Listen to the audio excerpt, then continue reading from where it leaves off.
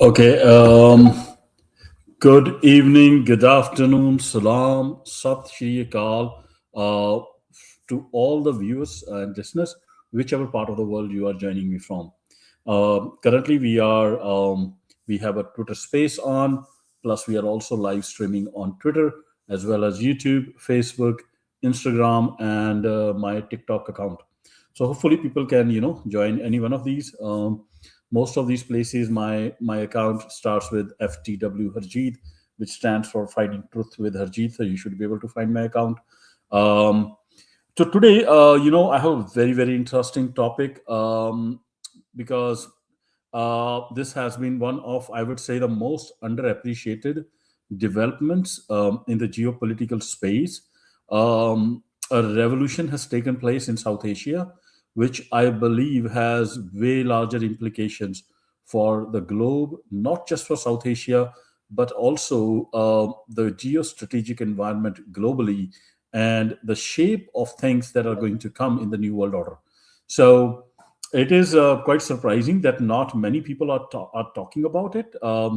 There's a lot of talk in Bangladesh and South Asia, but outside that, I feel there is a lack of media appreciation on how tectonic these shifts are. So today we are very lucky that I have been able to make some connections with some scholars, some social media influencers, some students, some ex-Bangladeshi officials through the medium of Twitter, and some of them are here today, and they very graciously, agreed to come to my Twitter space and talk about the Bangladeshi Revolution.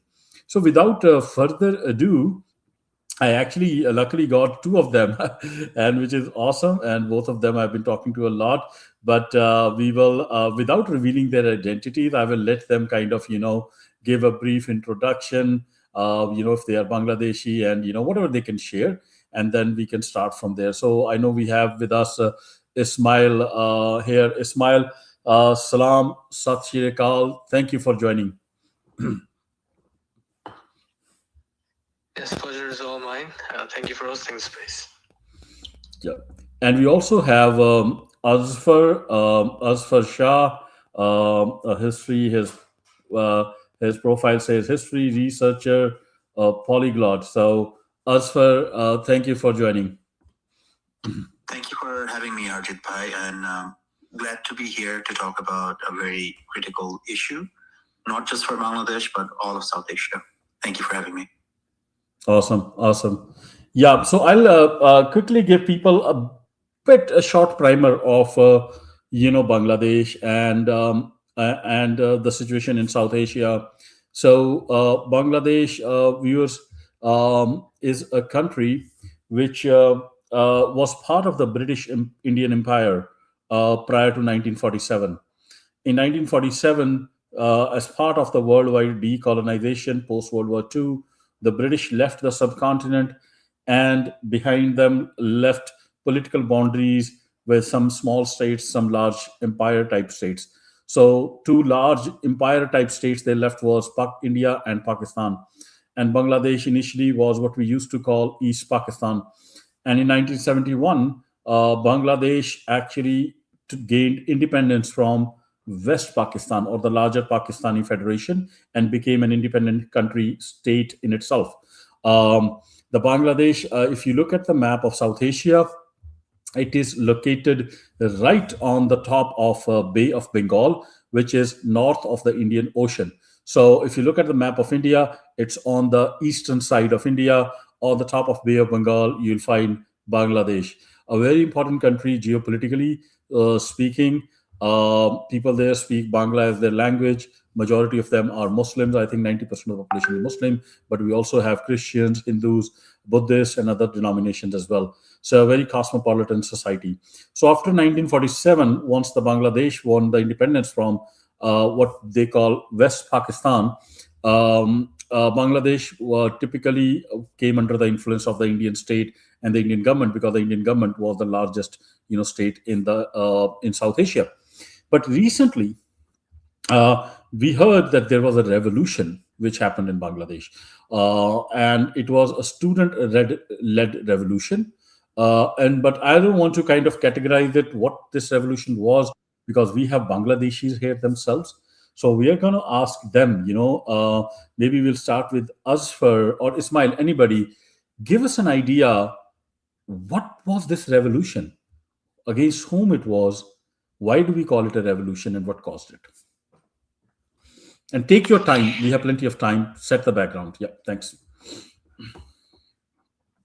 Okay, so to answer your question, thanks for the question, first and foremost. And one thing that you have stated with regards to Bangladesh, giving the viewers over here who are listening in and are watching about what happened in Bangladesh and a bit brief history of Bangladesh.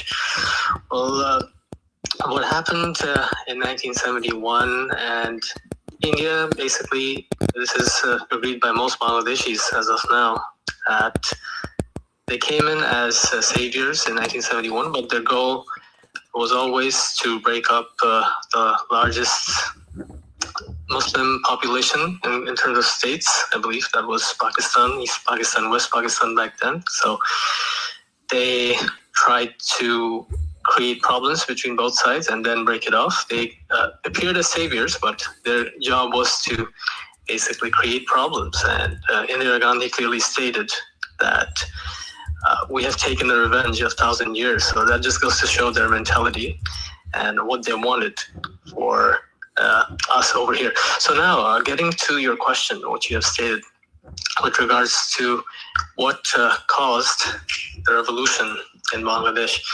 Well, if I'm putting it in a short way, in a brief way, I would say it was a fight against Indian-backed hegemony and fight against Indian hegemony that was established in Bangladesh through its puppet Awami League, which is a terrorist organization, and Sheikh Hasina as the leader of that organization.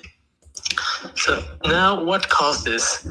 There's many reasons I can put in that caused this issue. Well, one of the primary reasons, the biggest reason, is, as I stated, the Indian hegemony that was established. Now, how was this established? This was established via the Pilkhana massacre. Now, I believe there are some Bangladeshis as well over here. So if you are aware of the Pilkhana massacre, and if any other person is aware, please do give a thumbs up so that people are on the same page, so that I understand we are on the same page. So the Pilkhana massacre was basically a direct attack on Bangladeshi sovereignty. Sheikh Hasina, she took up power in late 2008. And right after, just within a few months, what happened is that in February 25, 2009, excuse me, what happened was India launched a covert operation, and this was directly helped and aided by these Indian puppets, the Awami League. And let me give you a brief history of the Awami League. And what was the massacre called? You said, can you spell it again? It's called Pilkhana Massacre. I'll just put a link. We can call it the BDR massacre. Bangladesh Rifle represent. Yes, it can be added as that, but the Pilkhana Massacre, it's something that happened. It's a place in Dhaka city where our bordering forces, their headquarters were. So it was called Pilkhana. So I'll just type it in, Harjeet. Hope you got what I said. Got it. Pilkhana. Yeah, I got it. Pilkhana, close to Dhaka. Yep. Thanks. I'll just type it in the chat box after I'm done answering your question.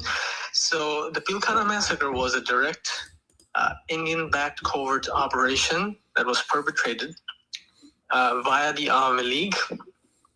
And it's there are few implants in the media, a few implants in the bureaucracy, and of course the Awami League itself. There were some ministers who were in touch with Indian officials, such as it is rumored that Indian ambassadors and certain Indian officials met in places in Dhaka city, which are close to the diplomatic areas, such as Gulshan and Baridhara and Barani. It is rumored, and it's been found in the investigations that took place. So that was a direct attack on Bangladesh sovereignty. Now, you may say that what sort of attack was it? So this was a covert operation that was launched by India, and they sent some of their special forces. There was a BSF involved, and they eliminated 57 Bangladeshi army officers who served in the military. Now, from what I know, 57. Wow.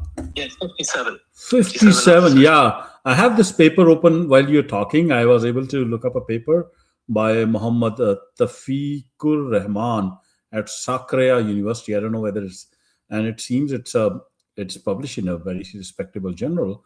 And you are right, he talks about 57 senior officers of the Bangladeshi Rifle. Wow. Alongside many civilians as well, it seems. Yes, you've got that right, Harjeet. There were 57 officers, and I believe that this was the biggest loss any army has incurred post-World War II, biggest consecutive loss in any form of war environment, or even outside of war environments, from what I know of, till 2009. So that is what happened, and yes, to what you have stated with regards to not only there were military officers, but there were civilians as well. And in fact, one of the prime witnesses, who was the Imam of the mosque, to the viewers who are listening, the Imam of the mosque is the one who's leading the prayers for the mosque. He's the one who's called the Imam. So he viewed that massacre, and there's some Indian officials, and unfortunately there are some implants within our establishment itself, in the military, in the defense sector, that tried to coerce him along with these Indian agents. So he did not comply. He was later found killed as well. So that was a direct attack on Bangladeshi sovereignty. And of course, border killings. Bangladesh and India, to my knowledge, has the most fatal border, where the Indian side, they are constantly trying to aggress and trying to kill Bangladeshis.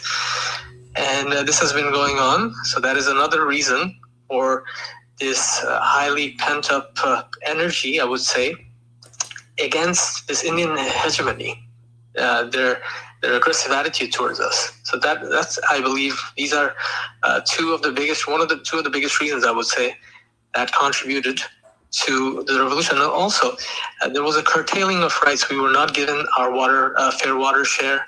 In fact, Abrar Fahad was a very bright engineering student, very, very bright student of Bangladesh University of Engineering and Technology. He spoke up against these Indian water aggression, them not giving us our fair water share, India not even giving water share to places within India, such as Punjab and other places. So he was killed by this terrorist organization known as the Awami League. And this was directly, again, backed by India, and there were Indian agents involved in killing him. So that was also a wake-up call. There was also other things that led to a very, very negative view of India. And this is due to the Indian workings. They directly interfered in the elections of late 2013. They sent one of their higher officials in the Indian Foreign Ministry, Sujata Singh, and to convince Sheikh Hasina and to put things in order so that India can actually re-elect its puppet. They just lobbied very hard in Bangladesh. Also, as I stated, part of some traders in the establishment and the civil society and the media, they were hook, line, and sinker with this idea, and that as a result, he basically got so there was this so-called election, dummy election, around 12 years back, actually. So they legitimized it. And also there was 2013 killings of orphanage, people from the orphan trust in Bangladesh, where people are taught religious scriptures and everything that protested against the violation of religion that was committed by Sheikh Hasina. She and some of her party members are on record saying very insulting stuff about the religion of Islam, and they protested against it. That why are you saying this? And this was again directly backed by India. So this is a very, very short summary, and I believe that you have a lot more questions and something to know about. So yeah. I have this, you talked about Abrar Fahad, and I'm showing his picture right now for people who are on live stream. They can probably see it. This was a student whose only crime was that he was speaking up on Facebook posts against, Indian interference in Bangladesh. And it seems that those Facebook posts really angered the agents of Indian state, or the puppets of Indian state within Bangladesh, and they basically took him to a hostel room. The room is called 2011, and there's actually a very nice 45-minute movie. I highly recommend people should watch it. The movie's name is Room Number 2011, and that's the room where Abrar was actually, taken by and tortured to death, one night. And it seems, and this happened, I think, in October 7, 2019, and which actually led to, I think, one of the, harbingers of the revolution is this young man, just 21 years of age. Okay, his picture is right up there. I want people to kind of definitely watch this movie. That will be, your homage to, his sacrifice at such a young age. We do hear about names like Bhagat Singh, Rajguru in India, but Abrar is no less. He raised his voice. He knew he might have to pay a price, but he stood by his ideals. So Ismail, you talked about I think Pilakan massacre, Abrar. What about the waters? Can anybody talk about what is happening with this waters? Is India interfering and kind of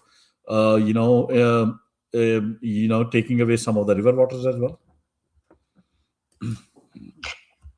Okay, so what you have raised with regards to the water portion, I would like to elaborate on it a little bit, and then I believe Asfar, he may be able to add on it further.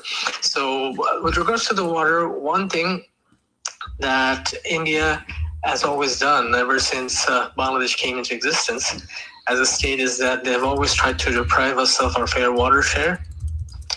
One of the things that Pinakranjan Chakravarti, I believe, who was a former ambassador of India to Bangladesh, he said in late 2009 that water must not be made into a political issue in Bangladesh, and Bangladeshi people or Bangladesh is creating problems by talking about this issue.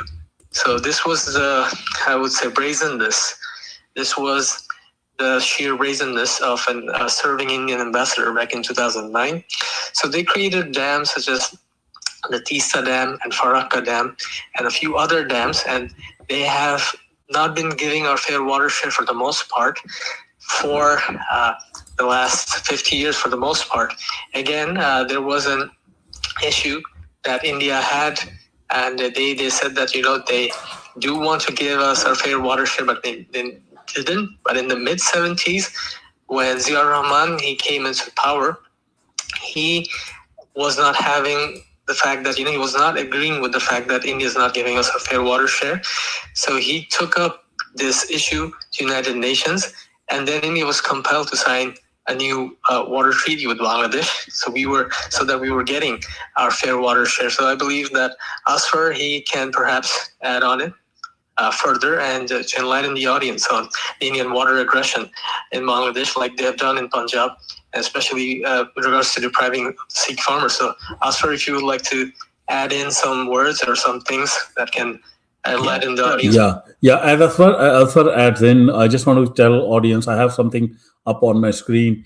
It seems that there are 54 shared rivers between India and Bangladesh, and and just to highlight what Ismail pointed out, Ziaul Rahman was one of their most pro Bangladeshi patriotic presidents, whose wife is actually Khalida Zia, Khalida Zia, who recently left for heavenly abode, and I think it is why. So it was steps like these where Zia Rahman actually took this dispute to the UN, which India probably never liked.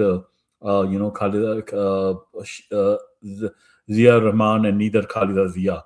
And India always preferred, politicians like, Sheikh Hasina, who probably played along with the Indian diktats on this issue, but not trying to, but I'm just kind of interpolating from what you have heard. But Asfar, over to you. What can you add on the water dispute? Yeah, you actually hit the nail on the head. We have 54 rivers, major rivers in Bangladesh, and being a agriculture dependent land with a very large population, water is a lifeline, right? Because even now, almost half of our population is involved in agriculture. So given the climatic changes and other risks that we face, getting a consistent supply of water, especially in the dry summer season, is very, very critical. Unfortunately, what has happened over the decades is that since none of these rivers originate in Bangladeshi territory, being the upper riverine nation, India has built hundreds, not tens, not dozens, hundreds of dams on all of these rivers to artificially divert the water to create hydroelectricity where it does not make even logical sense in terms of basic, geology and geography. The abuse of building dams all across Bangladesh has actually killed or starting to kill off our rivers. So this has had a huge impact. Like if you look at our northern region, the farmers have been forced to dig deep and look for water in our underground reservoirs. Those aquifers are drying out. They're at dangerous levels, which threatens millions of people and their livelihood. In southwest region, because of increased salination in the soil, because of the rivers dying, the land is also highly unproductive. Most land won't grow most of the crops that we're used to, forcing farmers to go into other livelihood. The damage that India has continuously done is unmentioned. I mean, I don't have enough time on this call to talk about how much the water has cost us and is still costing us. This upcoming summer season of this year, we will once again face the same kind of crisis. There are orchard owners in northern Bangladesh who were forced to truck in water because that was how dire, their underground reservoirs were also drying out. So it is a very, very critical issue. And India has continuously used it as a political weapon, as an item of negotiation with Bangladesh to further oppress and, utilize it as that's been the biggest issue. Even in the Hasina years of the last 15 years, she has been unable to get a single water deal done, even after making all these promises with her about her close relationship with Delhi. There has been no progress. The Ganges Water Treaty is up for renewal. I've put it up on the Nest for those who are interested to look at it. It talks about the challenges that we face. If nothing else, that is one area that can definitely lead to a huge amount of conflict. We joke about water wars globally. Bangladesh may be one of those first areas where we will see that in action. Thank you. Yeah, no, I think I'm just putting up these things in the Nest. Thank you for sharing these, especially on the water disputes. And I'm actually showing on my screen, people who are on live stream. There's actually a documentary, and I urge even my Bangladeshi brothers. The documentary name is called Final Assault. Okay, and it is how the Indian state is actually looting all the river waters of Punjab and diverting and literally wasting that water in the deserts of Rajasthan, but not letting a single droplet of water flow into Punjab, which used to be a water abundant region. From a water abundant region, due to these policies and dams, today, Punjab is actually a water stressed region, and it is threatening, the food security, not just in South Asia but globally. It is totally, the Indian state, is totally destroying the Indus River water basin, and it'd be too late if the world doesn't wake up to this reality. Definitely, I urge everyone to watch this documentary called Final Assault. Plus, I had written, an article for Bars News in which I had analyzed the river water dam inflow outflow data to prove conclusively that the 2023 floods that were in Punjab were actually totally engineered by the Indian state. The way they controlled the inflow outflow, you can easily, dams are supposed to save you from floods, but if you, depending upon how you use them, you can also cause artificial floods. So after the farmer agitation, we saw that the Indian state actually did use water as a weapon, and it flooded, caused immense damage to the Sikhs in Punjab. Very horrific, and it's not surprising that they are weaponizing water against Bangladesh as well. And Kabir, thanks for taking co-host. Um, so outside that, on the water thing, let's talk about Sheikh Hasina a bit. So why do people consider Sheikh Hasina to be pro-India? Are there any examples, or like, is that something that is very real, or is it like more that like, yeah, talk about Sheikh Hasina, like why is she so unpopular? So I can start a little bit, and then I'll let Kabir Bhai and Ismail also add to it. So basically, the basic structure of the Hasina regime was that of a Stalinist state. Her father, when he took power in 1972, instituted a one-party state known as Bakshav, which was modeled on a Soviet-style absolute dictatorship with no democracy, one political party, endless corruption. And that particular state was able to exist due to political support of India. So there was a military coup that removed him from power, and Sheikh Hasina was exiled. She spent the next decade in India being groomed by the Indian intelligence so that she could make a return. And when she did make a return into politics, from day one, she has been working towards creating that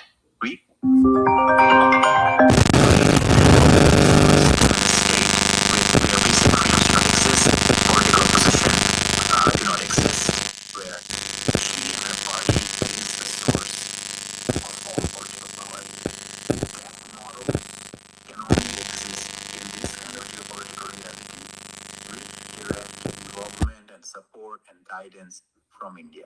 If you want to look at examples of Indian hegemony and how Sheikh Hasina established that, I can give you just a couple examples. One is the Assam refinery, which created a direct pipeline just to supply diesel to Bangladesh, and Bangladesh herself has had expanded oil refinery capacity in Chittagong, which needed urgent upgrades, which were still not made. Instead, you had an anti-national deal done with India. The second was the Adani power plant from Jharkhand in India, which was purpose-built to supply electricity to Bangladesh, while Bangladesh had excess capacity. So instead of importing the necessary LNG fuel or expanding that capacity, we were importing electricity from India. So these were done not just out of not out of economic necessity. These were done to create dependency on the Indian state so that this hegemony can be entrenched, because it worked both ways. Indian hegemony allowed for the Indian puppet Sheikh Hasina to stay in power, but at the same time, it met the national interests and goals of the Indian state. So when she finally came to power in the last 10 years, this situation deteriorated to that extent where even the bureaucracy had lost control and became directly associated with the Indian state. For example, Ajit Doval, he was famous in Dhaka with joke that when Ajit Doval would come to the Dhaka airport, the whole city would know because there would be huge traffic jams. They would set a corridor from the airport directly to Hasina's residence. So he would take a flight from India, come drop at the airport, the whole city is locked down. This VVIP will go straight to Hasina's residence. And imagine, he heads a very critical, NSA role, which is counterintelligence or intelligence for the Indian state. That's the level of access Indian state had on Hasina. So, sometimes it may be unpopular to say so, but in the Hasina era, Bangladesh was almost a colony of India. We did not have free will, as you can see with the example of Abrar. Just speaking out against an unjust deal and speaking out against Indian hegemony cost him his life. So I will let the others also add to that. Thank you. Yeah, no, it's just kind of, and I have heard this from many people that it almost felt like it was a colony of India, and literally this is how we feel like in Punjab. Every Sikh feels that we are like a colonized nation because our river waters, we don't have control of our waters, our judiciary, our laws, everything Delhi has to decide, and this is not what was promised to us. When Sikhs actually decided to divide Punjab and have the eastern part kind of be part of India. We have a hand raised. Maybe I'll take those questions. Skamish, go ahead. Thank you, Arjit. My question is more specific related to the floods that happen in Punjab. And what we notice is that they shut down all the rivers that are going out of Punjab during these floods. Does that happen with Bangladesh as well? Okay, that's have you guys seen like a sinister use of dams and shutting the water at inopportune times? Like, I can give you just one clear example. So there was a devastating flood last year in the district of Feni, which is just south of the Indian state of Tripura. So Tripura being a hilly region where there are a lot of tea plantations and other type of plantations, it is at an advantageous position because it's upstream. So India has built, I believe, a series of 14 dams across the Feni River that crosses across Tripura. And what we have noticed is when there was flash floods or heavy rainfall, without any communication, without any precautions, they would unleash the dams on us. But at the same time, when we are in the dry season, in peak summer before the monsoon, or even in the winter time, those dams, that river is almost dead. You can walk across that river to the extent where some people even try to extract sand directly without having to use any equipment because the riverbed is completely dry. So absolutely, India does abuse the dams that they have designed. It's not meant, like I said, not just for their internal usage, but also as a political tool against Bangladesh, right? So we also have to do a significant amount of work to counter these narratives and issues. For example, the Tista River in the north, it comes from Sikkim in the far north and is a major water source for North Bangladesh, which is our main agricultural zone. So for decades now, we have been trying to build a Tista barrage to control the water flow and also to habilitate irrigation in that poverty-struck region.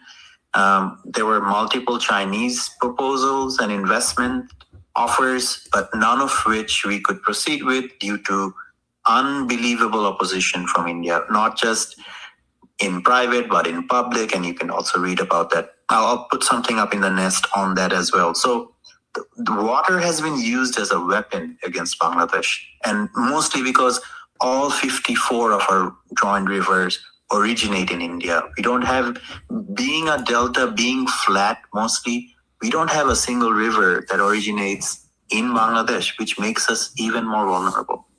I hope I was able to answer your question. Yeah. And we also have Coin who joined us. Coin, thanks for taking the co host. And please go ahead and ask your question.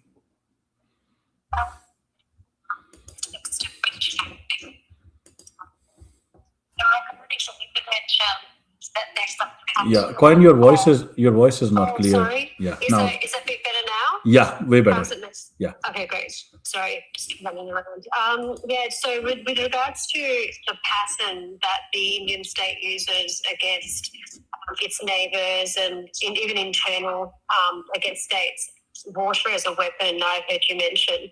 So has Bangladesh documented over time incidences? Because from my recollection, I think the ousting of Sheikh Hasina, there was water again sort of flooding Bangladesh. And I think this time the Bangladesh government did call India out. And with the recent operations in Europe between India and Pakistan, India, one of the main, I suppose, threats was again to stop water.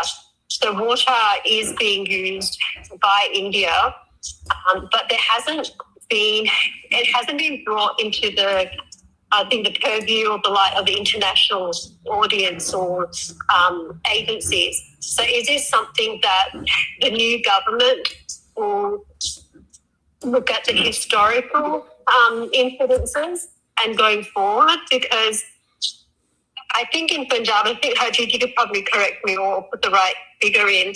The last couple of incidences just in the flooding of Punjab, there's been figures of between, I think, $70 to $80 billion worth of damage done to Punjab alone.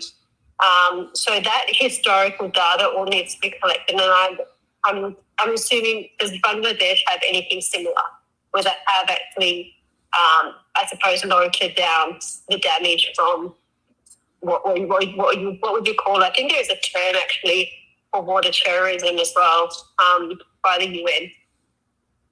So I can take part of that question, and I also like to invite Umran. He's a legal expert in Bangladesh. He'll be able to answer more in detail. Right. So the government. Oh, go ahead, Umran. I think you can be the best person to talk about this. No. So yeah, that's right. I mean, what the other speaker said, Coin. For the first time, actually, this was documented last year when there was a big flood, and there were a lot of articles in the media by other international law experts talking about Customer International and all that. Because there are several dams on the northeastern side, and there is always the likelihood that those dams are being opened up and water comes into Bangladesh. And Pakistan has actually raised India's Indus water disputes in international forums. And the suspension of the Indus Treaty is absolutely illegal because they're not allowed to suspend a treaty. There is no provision for that. So that puts a lot of concern because the major treaty that we have, there's only one treaty. We have 54 rivers. We have a water sharing pact for only one river. We should be having for all the rivers. We have for one river, and that treaty expires this year. And it took almost 30 years to get the first treaty. So people are wondering how long it's going to take to negotiate the renewal of this treaty. Hopefully, it's not going to be too much of a sore, but that becomes a major sore point then.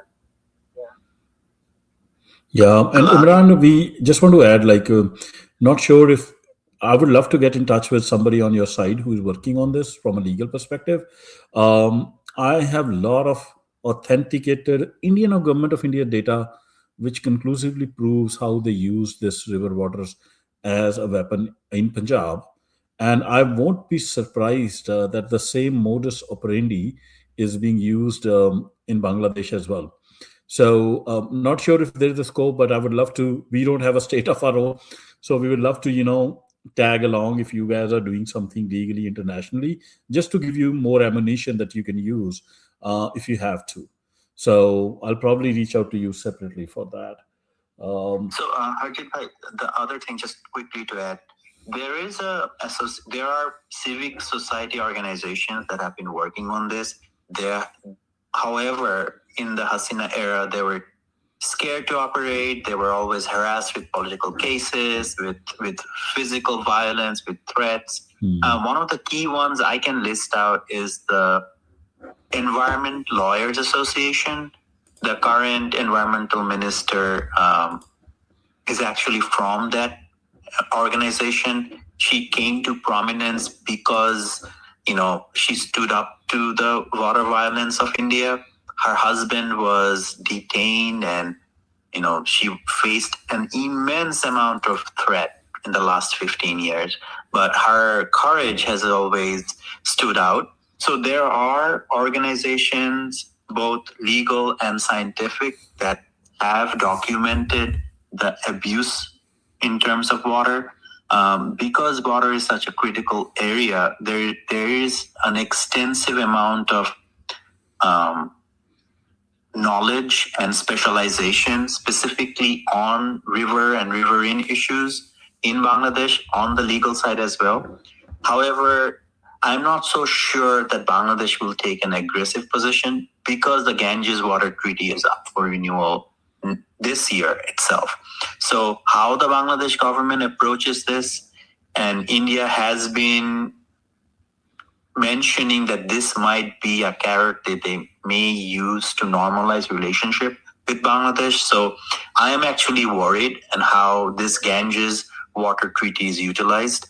But to Umran's point, there are UN regulations specifically about water sharing between upper riverine and lower riparian nations. So Bangladesh has to pursue this through the UN, through the current mechanism. Otherwise, India is simply going to drag this issue for years, potentially decade, while forcing Bangladesh not to act. So that's my 2 cents. Got it. Yeah, no, I'm definitely going to follow up with you guys, and we're going to take help from you, because if you have some experts who've been working on this, because I have a lot of data that I have now downloaded from the Indian sites, and I've done my analysis, but having some experts help us build a case will be great. Having said that, moving on, now what was this revolution? Can anybody touch upon what happened last year, and how was Sheikh Hasina forced out of the government, and what is the current state of that revolution? What are the changes that the students or the people who bought out the revolution are trying to put in place? If we can talk about that a bit. Sure, I think I can take up that question. So, what were the causes of the revolution? I'll just add in, because what Sheikh Hasina has done in 15, 16 years, I believe that she can be compared to dictators of the past, what they have done in like 150 years or 100 years. So with regards to why the revolution took place, another reason why this revolution took place is Sheikh Hasina, this Indian-backed dictator Sheikh Hasina, and our so-called party, which I liken it to an international terrorist organization, the Awami League. What they have done is any sort of legitimate grievances that any person of any social background, of any religion, of any economic background, whether they had any legitimate grievance, there was no space in Bangladesh from 2008 to 2024, pretty much. I remember clearly that India not giving the fair water share, that's one thing. And due to this, there were certain processions that were taking place right within the capital city of Dhaka. So there was this organization called the Lighthouse. You may be able to find some sources on Google, or I'll link some sources here myself. Just DM me and I'll link the sources where the processions of the fact that India was not giving us the fair water share. Now that's one. In 2012, the leader of the opposition, the opposition party, and the leader of the opposition was Khaleda Zia, and in that opposition party, there was a former member of parliament. His name was Ilyas Ali. He spoke about India not giving us a fair water share and aiming to use Bangladesh as a transit. Now, that is an extremely dangerous proposition because, as we well know over here, people who are listening in, that the Christians and the Muslims and the other minorities, especially in the northeastern part of India, of course, the Indian state has been oppressing Sikhs as well since 1948 and onwards, culminating in the 1984 massacre of Sikhs in the so-called Operation Blue Star perpetrated by the Indian state. But India wanted a transit right through Bangladesh for its so-called security concerns, whereas it is just an artificial union of states that India is just has been trying to keep under control since 1948. And Ilyas Ali spoke of the fact that India is going to get a transit now within Bangladesh. They will try to do that. He spoke this in an interview, and he was disappeared right inside our capital city by Indian-backed agents in 2012, and there has been no word from him ever since. Is he alive? Is he dead? There is no word of it, and that was in 2012. So the culture of enforced disappearances is something that was quite alien to Bangladesh ever since Bangladesh came into being. Apart from the time when Sheikh Hasina's father, who was also dictator, he actually killed more than 30 to 40,000 opposition activists, leaders, and so on. The thing that Sheikh Hasina was also trying to do, what in 1971 to 1975, there was actually a famine where lakhs of people died, and it was found that India supplied fake currencies back then. So right after Sheikh Hasina came into power, we also found cases where India actually was able to penetrate within certain parts of her security forces, such as the police, where we found that Indian nationals were actually, they pretended to be Bangladeshis, and it was actually found in a 2015 report. So this... Wow. So Indian nationals were working inside Bangladesh, basically. Yes. Wow. In the Bangladesh police. Yes, I Wow. can give you a YouTube link, and if you want to DM me, I'll just put it in the comment box. So these are facts, and it has been also found, if I want to elaborate further, in the 1980s that Bangladesh army, it has various cantonments within the nation itself, within our country. So in Dhaka cantonment, right within the capital city, it was found in the 1980s that one of the Muslim imams who basically leads the prayers in a cantonment mosque, he was found out to be an Indian national, and he had basically some satellite connection devices, satellite communication devices, to be more specific. So this was fun. So now we Bangladeshis realized that okay, this thing is being repeated once again, and I would like to invite everyone to look up on the so-called India-Bangladesh Friendship Agreement, which was in the name of friendship. It was basically Bangladesh being subservient to Indian dictates. It was signed in 1972, and over there, the Awami League and Sheikh Mujib, he signed that, and over there it was shown that Bangladesh will not have any border forces. So that was probably a reason why in 2009, after Sheikh Hasina came into power, the Pinkana massacre took place. So again, Wow. So it didn't want you guys to have border forces even, huh? Wow. No. That's just one part, Harjeet. Wow. Let me just add in a few things. Bangladesh will not have like border forces of its own. India, and it was stated like explicitly and implicitly that Bangladesh's military needs are going to be taken over by this generous and so ever caring and so straightforward and earnest neighbor of ours, which is Hindutva India. That's what they like to say. So the military part is going to be controlled by India. Yes, you can look it up. I will definitely put up the link here. So, and also Bangladesh will be consulting India in matters of foreign affairs and other matters. And the civil portion, the civil departments and the administration will be taken care of by India. In the meanwhile, unless like Bangladesh creates its own civil society, like civil administration itself. You know, Who signed this, Ismail? Who signed this agreement? Which year was it signed? This was signed by Sheikh Hasina's father, Sheikh Mujib. Wow. Who was yes, and this is basically traitorship at its highest. You know what can be said? You're signing off a nation's rights, and for that, if you are being a traitor, then we found the same thing happening with Sheikh Hasina as well. So is that the reason why Sheikh Mujibur Rahman, for people to understand, he was the original, leader when Bangladesh gained independence from Pakistan? So is that why now his title is also being taken away? I heard like his statue was also taken down someplace? Right. So to answer your question, what happened is that from 2008 to 2024, Sheikh Mujibur Rahman, he was someone who was made into someone who was basically considered to be like a demigod of sorts. You cannot question him. You cannot question the history and so on. But we knew, people who were aware, most people, they knew that Sheikh Mujibur Rahman, he signed off Bangladesh to India in the called Indo-Bangladesh friendship agreement. And what you're saying with regards to the statues and everything else, Sheikh Hasina always said that, my father did so much for the country.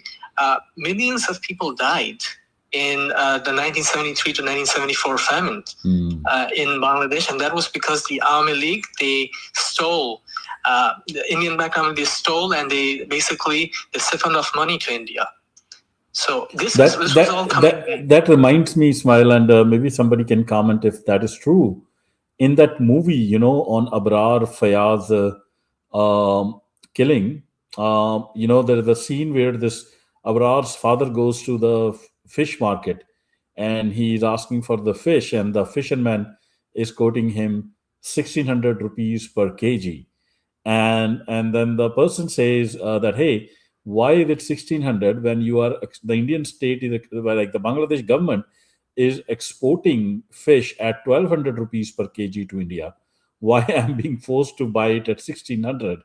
So sorry to interrupt you, but is that true, that incident in that movie?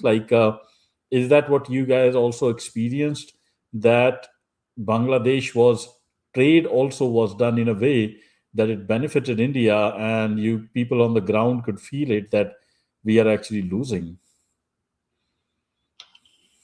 Yes, what you've gotten to quite a decent degree, quite a nice degree, I would say. You have got an idea of what it's all about. Yes, well, what Abrar Fahad, he was raising a very important topic in his Facebook post as well, that we are sending in one of our biggest signifiers as a Bangladeshi nation, that we have an ample amount of fish, and delicious fishes at that, and probably the most delicious being the hilcha fish. So the hilcha fish, was something that is considered to be part of our natural diet.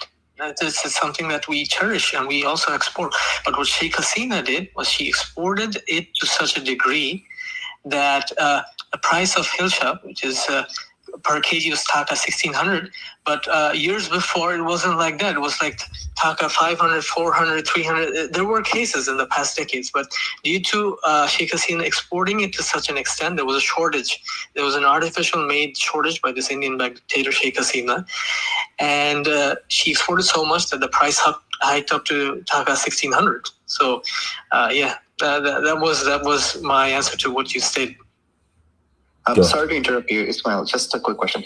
Since we are talking about the runway to the revolution, I was wondering if you or the others could talk about the linear connection between Abrar Farhad's, rejection of Indian hegemony and having the courage to speak out, and then the student movement that started in 2017 and 2018.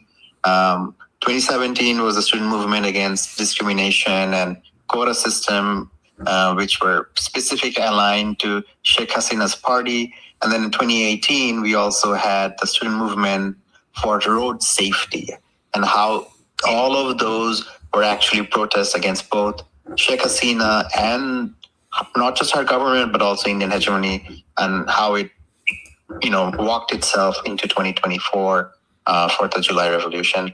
I also see Kabir Bhai, Assalamu Alaikum, if you also want to add a few words on that. Hey, thank you. I will like to speak about Hadi, so I'm waiting for that time. Yeah, let's walk straight into it, Kabir. Let's walk into Hadi. Before that, then I would like to give you a transition, because you mentioned the movie quite a few times, which I was obviously involved in producing.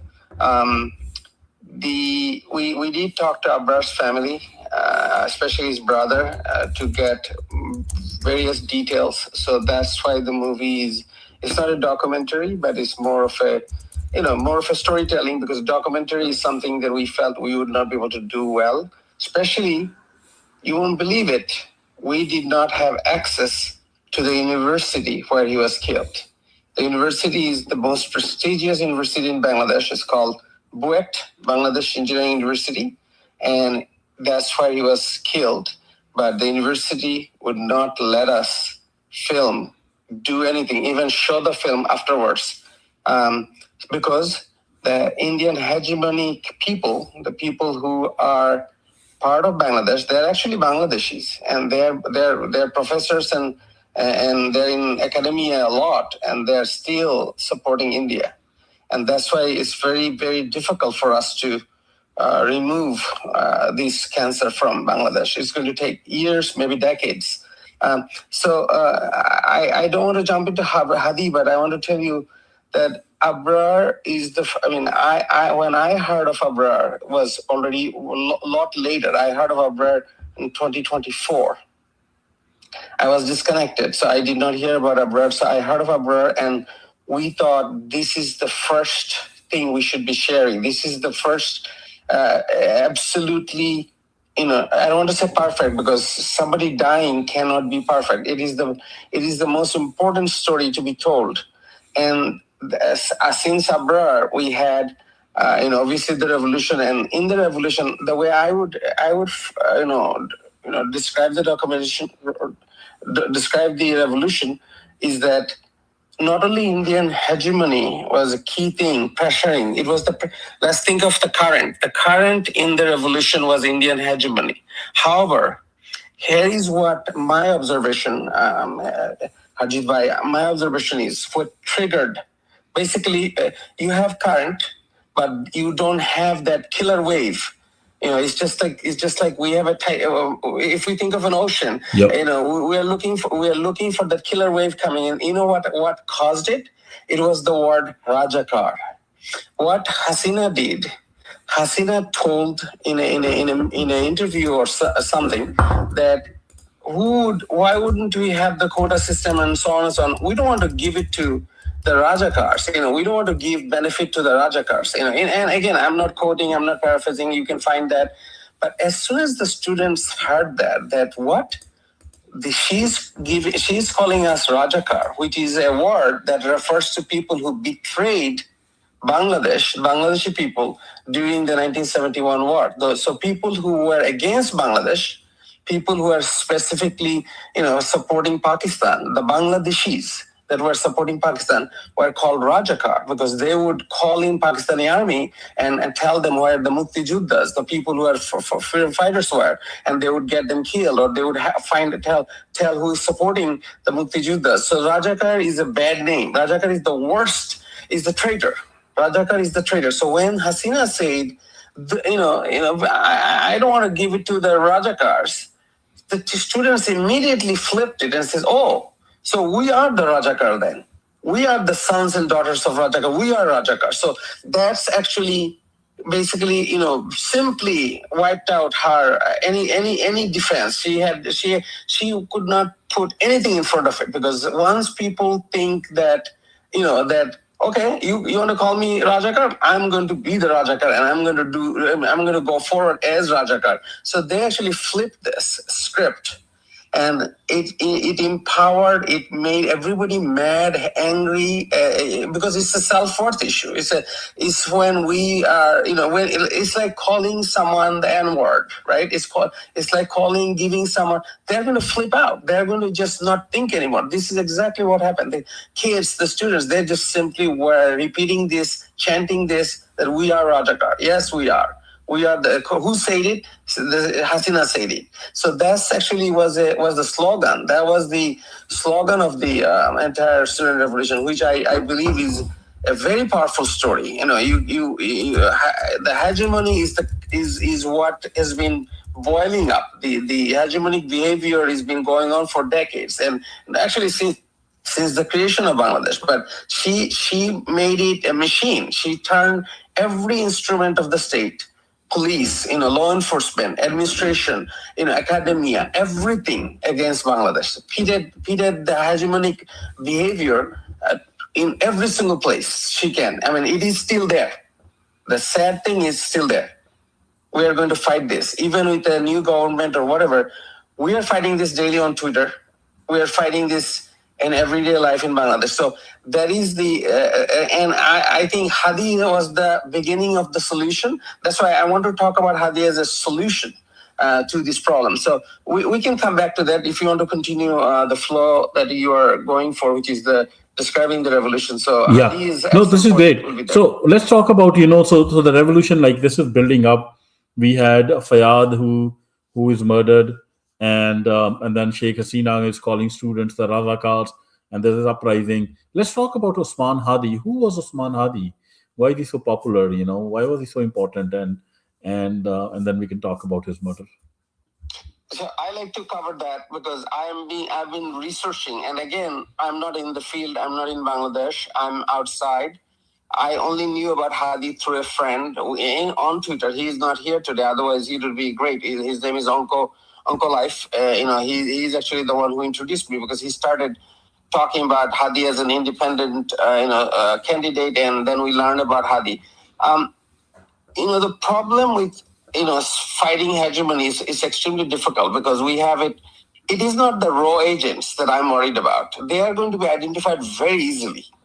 How many? There's like 40,000 raw agents in Bangladesh, maybe 50,000, maybe 1 lakh, 100,000, whatever number. It's just insignificant. The bigger problem is the ingrained hegemonic behavior in our own society. We have converted, to the Indian way. Our brain has been washed, programmed, reprogrammed, and many of us, even outside Bangladesh, are having difficulty getting it out of our system. And so what Hadi did is Hadi simply figured out that the root cause of the problem. And this is why I consider him a leader, because he identified the root cause. And the root cause was that we cannot get rid of the hegemonic behavior. We have to figure this out from a different angle by going for the more root level stuff, which is, what is our identity? Is it the Indian identity? Is it the Bengali? There is a word called Bengali. A Bengali will immediately take you across the border. because West Bengal people in West Bengal, we also call them Bengali. But is it Bengali or is it Bangladeshi? And if it is Bangladeshi, what is our true identity? Is it what we've been practicing? Because every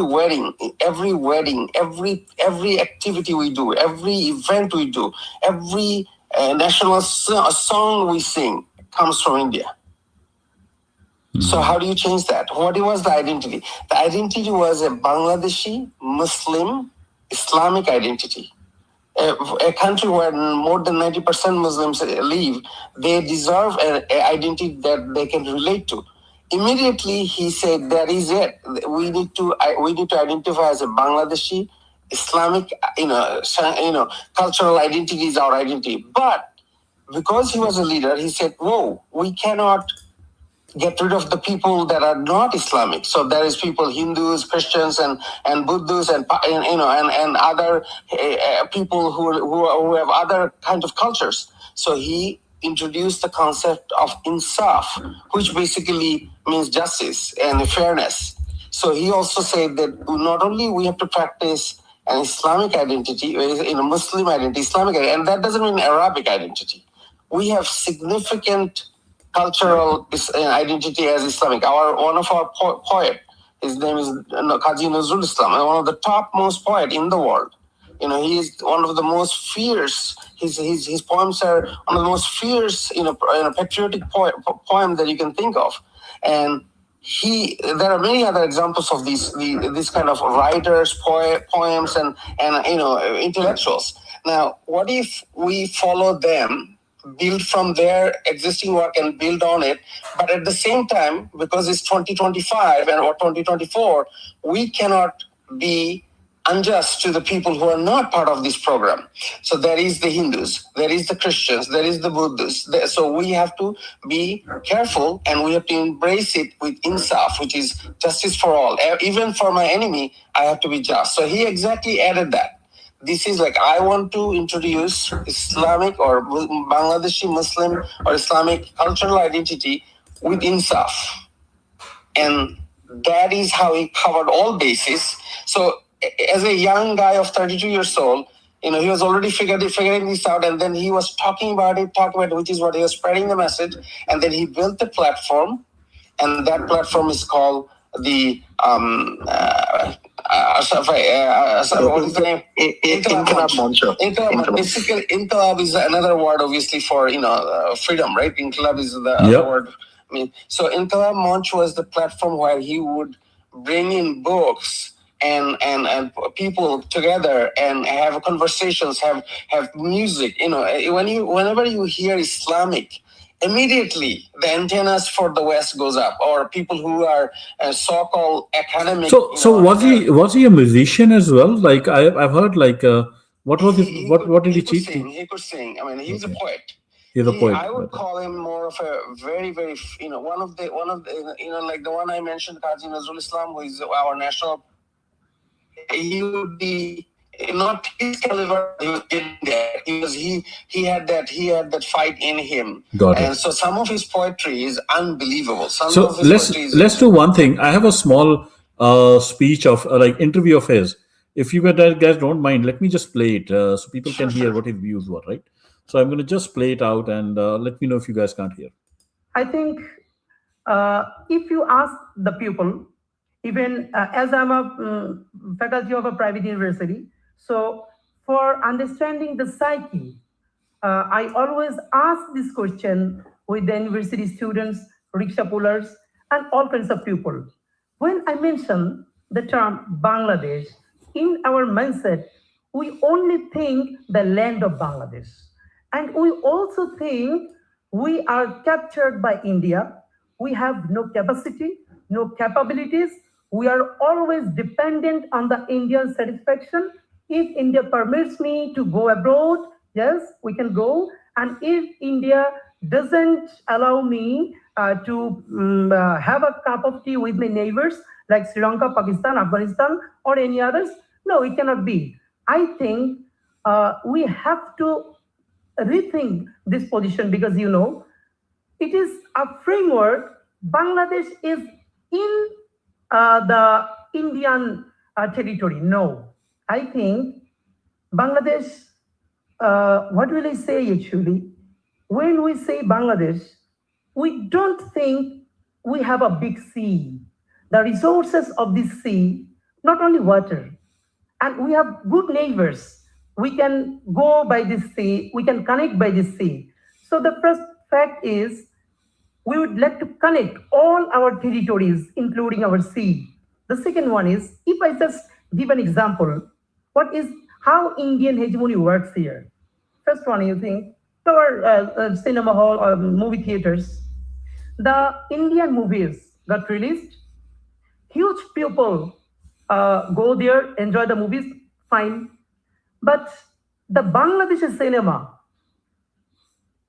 don't get any special treatment in India, even in West Bengal or Kolkata. The second one is all the India channels, second and third class channels, are open in Bangladesh. Do you think they only telecast the cinemas or series or dramas? No, they sell the advertisements by the multinational corporations. So the investors, the corporations give the money to the Indian channels, but no Bangladeshi channel is open in India. So by this system, India is creating hegemony on Bangladesh by cultural activism, but mainly they are doing the business. They are discriminating with the people of Bangladesh what business can do actually by this part. So our strategy is if Bangladesh allows 10 channels of India to telecast, of course, India must permit 10 channels of Bangladesh to telecast in India. And the fact is, this is the mindset established by the Awami regime and fascist regime. We are bound and we have to be very loyal to these Indian narratives because we don't have any other neighbors. But it is not true. Yes, we have some good neighbors and we had some policy making the checks and balance before the Awami regime of 15 years. So I think India will be alone if India cannot understand the psyche, the people of Bangladesh. So this is the time for a new journey. We want good neighbor, not master. Indian hegemony. Oh my God! Like, man, what this guy is touching on, really, he's touching on the nerve. Okay, he's this this this yeah, there are two things that stand out for me. I really want to call it out. Sorry if I'll take some time. One thing is he talked about the cultural activism of India and the tools of these TV channels, Hindi TV channels, the Bollywood, how India very smartly is has created this fake Indian culture and is gradually taking away the native culture, which are the real nations and their nativity, and putting them as second class, and trying to kind of impose this Indianness through state powered money, which again is looted from these colonies, and then funneled it through Bollywood and brute state power and unfair deals and rights. And the other aspect he touched upon was, I think he didn't elaborate enough, but he's right, that India thinks we don't have neighbors, but we do have neighbors, and he's right. India is not the neighbor of Bangladesh. The neighbor of Bangladesh is Assam, Nagaland, Tripura, Bengal, Bihar. These are nations which are your real neighbors. When we here in Punjab think of Punjab, like, we don't think about land and we're going to occupy this much land. We think of people, these other nations who reside alongside us. And the problem with this idea of India is that it makes people disconnect from the reality, and they kind of adorn this idea of India, some Bharat Varsh, Mahabharat kind of a religious idea, which supersedes the people on the ground. So that's why I say, like, I think this evil has to be challenged, and I'm so glad that Osman was challenging it. Unfortunately, his life was extinguished or taken away by these fascists too soon. With that said, we have this hand raised for quite some time. We'll come back to Osman, But Dharma, I don't want to keep you waiting for too long. Please ask. But if you can keep it alongside Osman, and then we'll move on to other topics. If you have something to ask more about Osman, please go ahead. Yeah, I actually wanted to comment on something that was said earlier about Indian officers in Bangladesh. My parents were both my mother and father were with the Indian Armed Forces. I've grown up in army cantonments, and I've seen many Indian officers being offered deputations to Bhutan as well as Bangladesh in the 80s and 90s. And these deputations for between 3 months to 6 months, and they were very sought after for Indian Army people, because the pay was good. They used to get a daily rate for foreign service, difficulty allowance or whatever they call it. And the reverse also happened. So there were Bangladeshi officers. I remember working in defense labs in India, both in defense labs as well as in defense cantonments. They were there in Chandi Mandir cantonment, which is near Chandigarh, in Pathankot, in Pune cantonment, in Alsur cantonment, which is in Bangalore. We have seen Bangladeshi officers and Bangladeshi scientists who were working with Indian defense labs. So I guess that was this kind of exchange of military officers working in each other's countries goes back to the 70s, I guess, because of that treaty that was signed. It has become more unfair, I believe, correct me if I'm wrong, after a treaty was signed between when Narasimha Rao was Prime Minister and Sheikh Hasina became Prime Minister in the 90s. Dharma, these are very, very good questions. We're gonna, if you can hold on to them a bit longer, we will discuss this very top. But I think you're raising very important question. I just want to play a small clip, okay? We heard Bangladeshi speakers how they feel about India. We heard Osman how they feel. Let's hear a bit about what Indians. When I say Indians, I mean like Indians, people who identify themselves as Indians. What is their feeling? Are their feelings like of a good neighbor? And I just picked up this random clip. Okay, this is not specially selected. I just found it on the internet. Let's just play this. Okay, there are these two Indian YouTubers, very famous. One is a Defense Talks by Adi, and there is this Lavina from Resonant News. Okay, let's just hear them out. What the Indians think about Bangladesh. I do not have any shame in saying that Bangladesh should not exist as a country. I mean, it should not. Ideally, वो area हमारे under ही आना चाहिए. हमको पहले अपना defence से हमको offence जैसी मेंटालिटी और एटीट्यूड में आना पड़ेगा. तब जाके we can push out at Bangladesh जैसे कंट्री को हम कंप्लीटली कंट्रोल कर पाएंगे. And it might sound, I know बहुत सारे लोगों को ये बहुत ही ना अनडेमोक्रेटिक और बहुत ही क्या कहे ऑप्रेसिव लगेगा, लेकिन this is survival of the fittest at personal level, at country level, continent level पे भी होता है. आई डोंट थिंक कि बांग्लादेश का ये जो हो रहा है ना, this is like overnight thing कि टाइफून के साथ ही जो LOI, this must be happening, like ये लोग पीछे प्लान करते रहे होंगे. And I am a little pessimistic. मेरे को ये है कि मैं बिल्कुल हिटलर जैसे ख्यालों की, मतलब you go with the hammer, destroy it. मतलब बांग्लादेश को इस लेवल पे लाना ही नहीं था जहाँ पे ये लोग वेस्टर्न और चाइनीज एंटिटीज को दोनों को इनकरेज करते हैं. तो अगर चाइनीज फाइटर, इनकी 70 to 80% जो आर्म्स की डील्स हैं वो तो चाइना के साथ होती हैं. इसमें से फिर अब थोड़ा जो बाकी आ रहा है वो तुर्की कर रहा है, और अब वेस्टर्न कंट्रीज भी आ रही हैं. Okay, you heard the most peaceful nation in the world and their most peaceful intentions, and the real magic is that they would say this, and then they will also disclaim this, then they will also own this, and they'll also disclaim this. Like you can go into schizophrenia figuring out what they really meant it. But I can tell you they meant it. It's just they don't have the courage to admit it. And in your face, they will have the courage to admit it. That's why they are known as the biggest cowards that humanity has ever given birth to. Sorry to say, but it's a fact. It's a fact. Yeah, Hirday, you had your hand raised. Go ahead.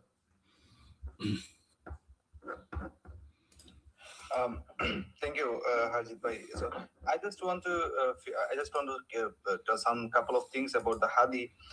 Who is the Hadi? If I can say one thing, he's a cultural hero. he was his fight was a culture. He actually what Kabir Bhai said, that he actually figured it out what is the actual problem in our country. So see, India will never fight with us, because they understand if they will touch Bangladesh, it will be disaster for India. They also understand that they can touch us, but it is a Hotel California. If they come to Bangladesh, they can come, they can destroy, but they cannot leave Bangladesh with their own body. So he understands what is the problem, how India dominate Bangladesh. So he figured it out. This is the cultural. See, so Hadi figured it out so that his fight was revive the Bangladeshi culture, which was suppressed by Hindutva culture after it started during British era, and then it's dominated from 1947. Okay, so see, in Bangladesh you will find Indira Gandhi Cultural Center, Udichi, Chayanot. Those cultural center are elite society in our country. But you will never find that. For example, Jia Rahman Cultural Center, for example, Khaleda Jia Cultural Center. You will not find those kind. You will find from where Indira Gandhi Cultural Center. What is the connection between this? So you have an Indira Gandhi Cultural Center in Bangladesh? Yes, we have the Chayanot, we have the Udichi, we have some of these organizations. These are funded by Indian Intel. So, and they will talk about the Rabindranath. Okay, he is a good writer. We respect him. Okay, but the problem is how they portray Rabindranath. For example, if you are a person, for example, Hadi is a Muslim background boy, so he wear a Punjabi, So Indians people who have the Punjabi, who have the cap on the head, they are terrorists, right? From the Indian side. So he is that kind of person. So if you want to be a Rabindranath fan, you have to. There is a kind of format. You have to be. This sort of, there is some sort of peoples who are funded by Indian Intel. There is some format. You have to be that way. If you practice Rabindranath with the Muslim identity, you are not allowed. You are not welcome. So Hadi fight was that I will break out that I can be I can culturally practice Rabindranath, Kazi Nazrul Islam, or others, but it is my own way. It's not what you are detect me, what you are telling me that way. No, I will grow myself my own way. I will revive my Bangladeshi culture on my own way. That was the main fight of was the Hadi. So this is the simple basic things I am telling right now. I was so sleepy, so just I want to add this. So if further I need to add, I will add. Sure. Yeah, Ismail, go ahead. All right. What he said about Sharif Osman Hadi and Rabindranath Tagore. One of the things that I would like to enlighten the audience, people who are vouching for free Khalistan, and also people who are fed up of the Indian oppression within its own borders, whether it's in Kashmir, whether it's in the northeastern states of Assam, Tripura, and in the southern states of Kerala and Tamil Nadu and so on. One thing that I would like to state about Rabindranath Tagore is that he was a person who directly opposed the establishment of the prime public university of Bangladesh, which is considered to be by most people Dhaka University. He was strongly against the establishment of Dhaka University, and he's also a Brahmin. And Rabindranath Tagore, he claimed that the people of Bangladesh, they do not deserve any universities because we are basically farmers and we are basically street urchins, so we do not deserve any university of our own. These were his exact words, and Wow. that. So this guy, the so-called, Nobel laureate, he basically opposed the Dhaka University itself. Oh man, like very typical Correct. Brahmin, right?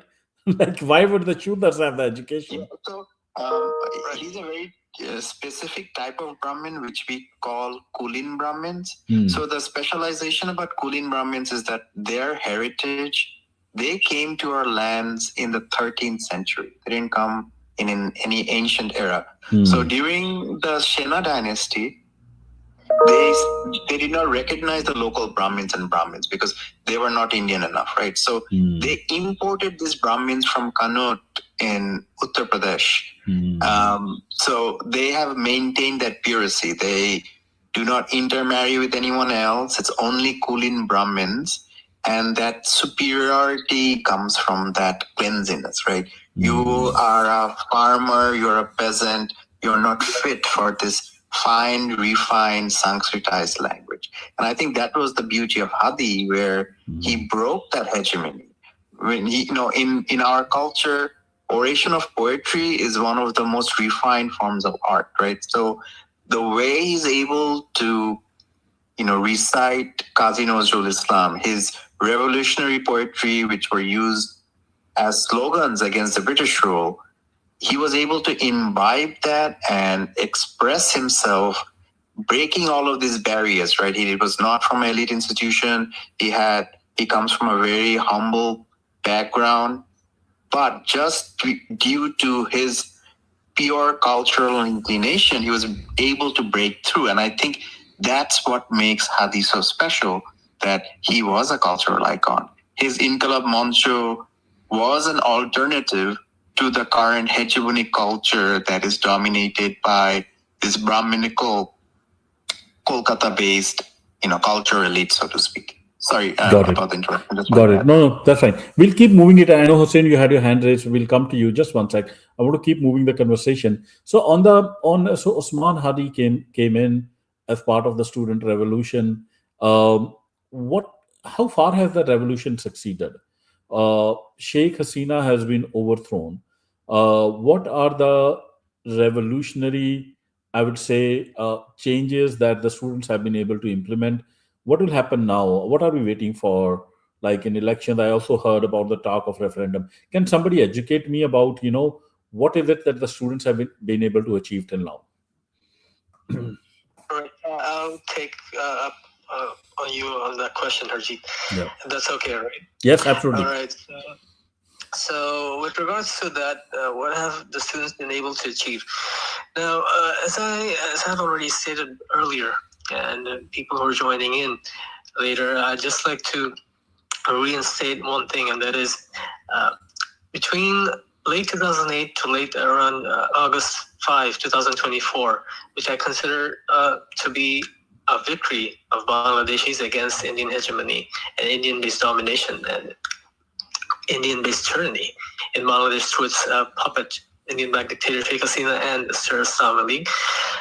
One thing that the students have achieved, I can confidently say, is that we can speak freely about any matters pertaining to our own national interests as Bangladeshis, which we have a heritage going back hundreds of years as a nation.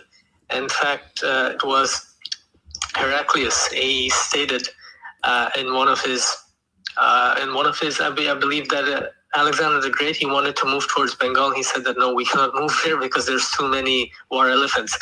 So now we are just representing that original Gangaridaya empire that we had of people from Bangladesh, and we can now speak freely of our own identity. We have the freedom of speech to discuss, to converse. I'm conversing with you, Harjeet, and people who are vouching for a free Palestine, who want Kashmir to be free from the Indian clutches. So we can speak free. That's number one.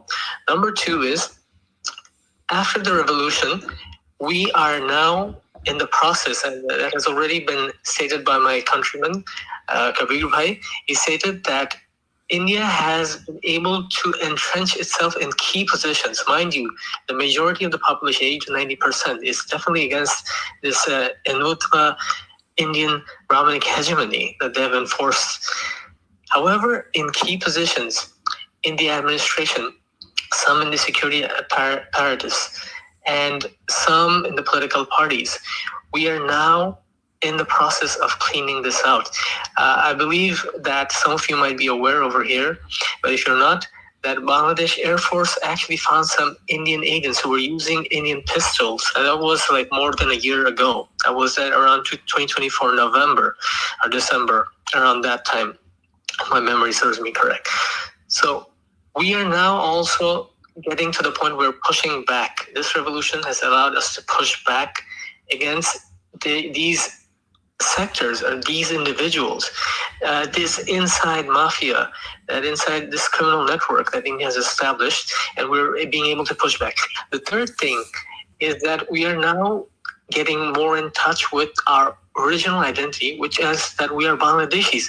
Whether there's Hindus, whether there's Christians, whether there's people of other minorities. There's in fact a Sikh Gurudwara, right, in Dhaka University. Yep. Even there's a very minute portion of Sikhs.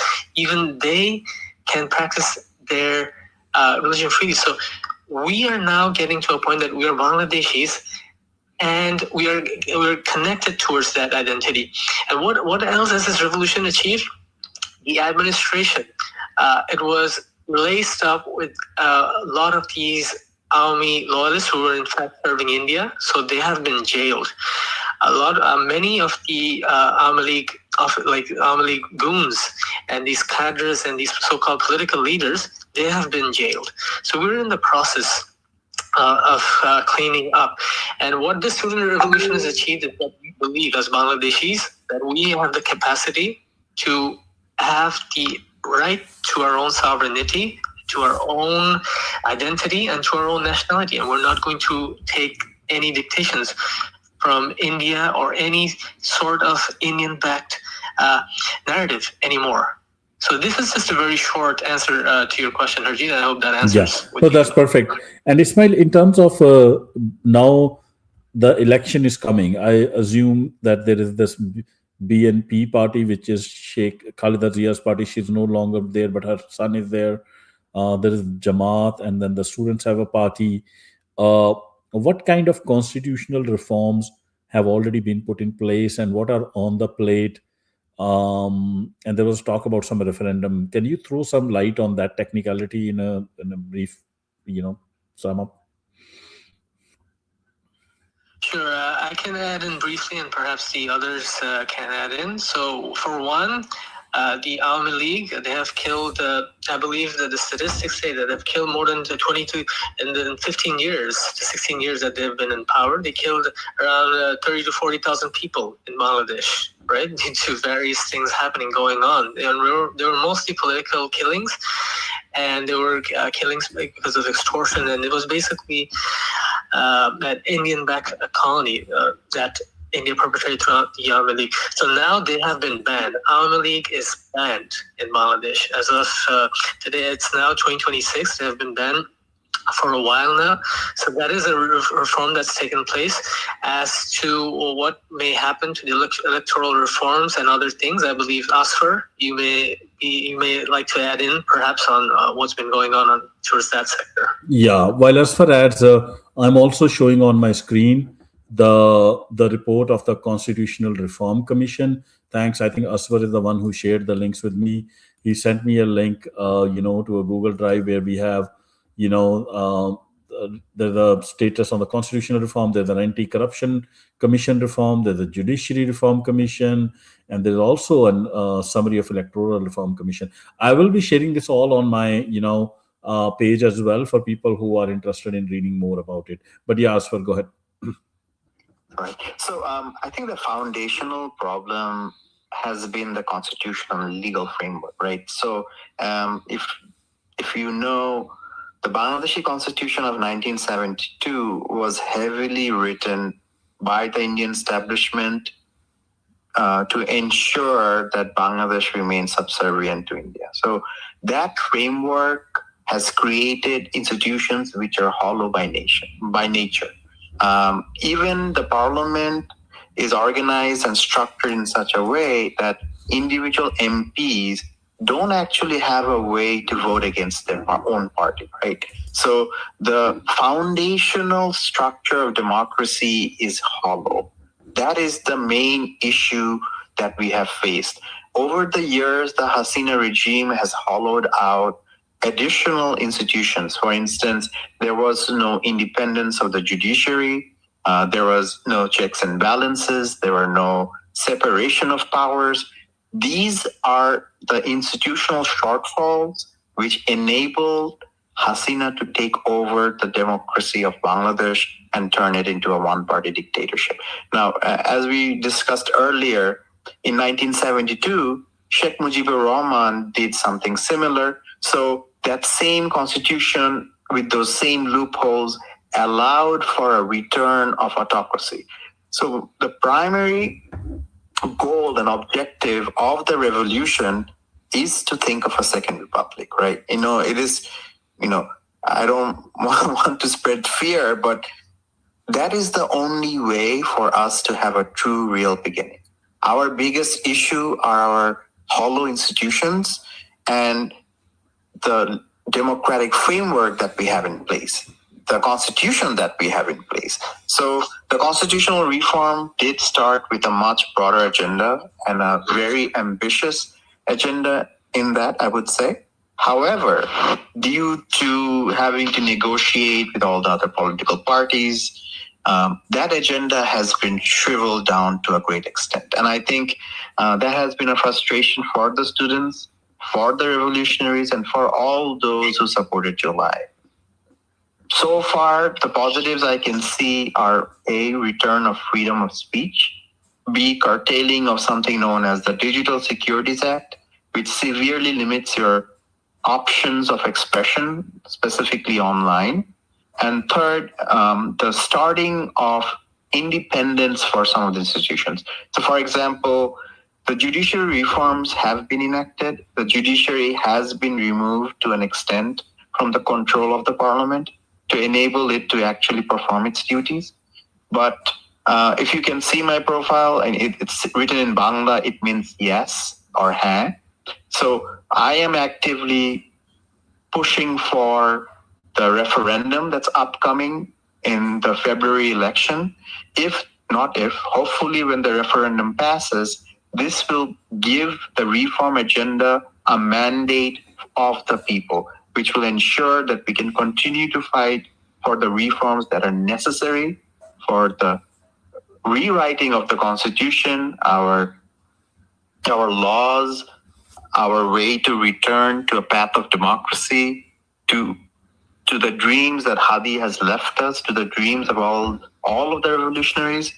That is still remaining. And to something Kabir Bhai mentioned, we are not sure if this will take a few years or a decade, but we have to be in for the long haul. Otherwise, all the sacrifices of July, all the sacrifices of the revolutionaries, the pain of losing someone like Hadi will be in vain if we are unable to enact the referendum and also make the necessary reforms. Thank you.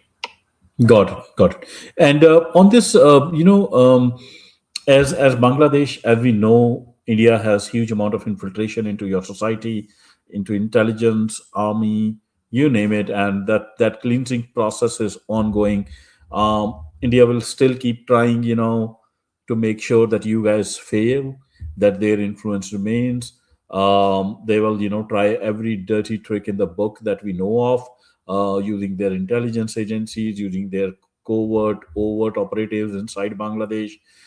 We know the recent assassination of Osman Hadi by murdering these student leaders.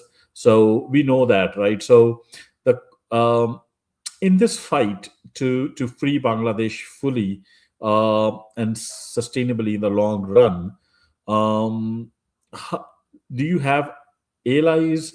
Are there? I don't see Bangladesh succeeding without an external help on this one, honestly, because of just the sheer amount of resources that the Indian government can bring to bear.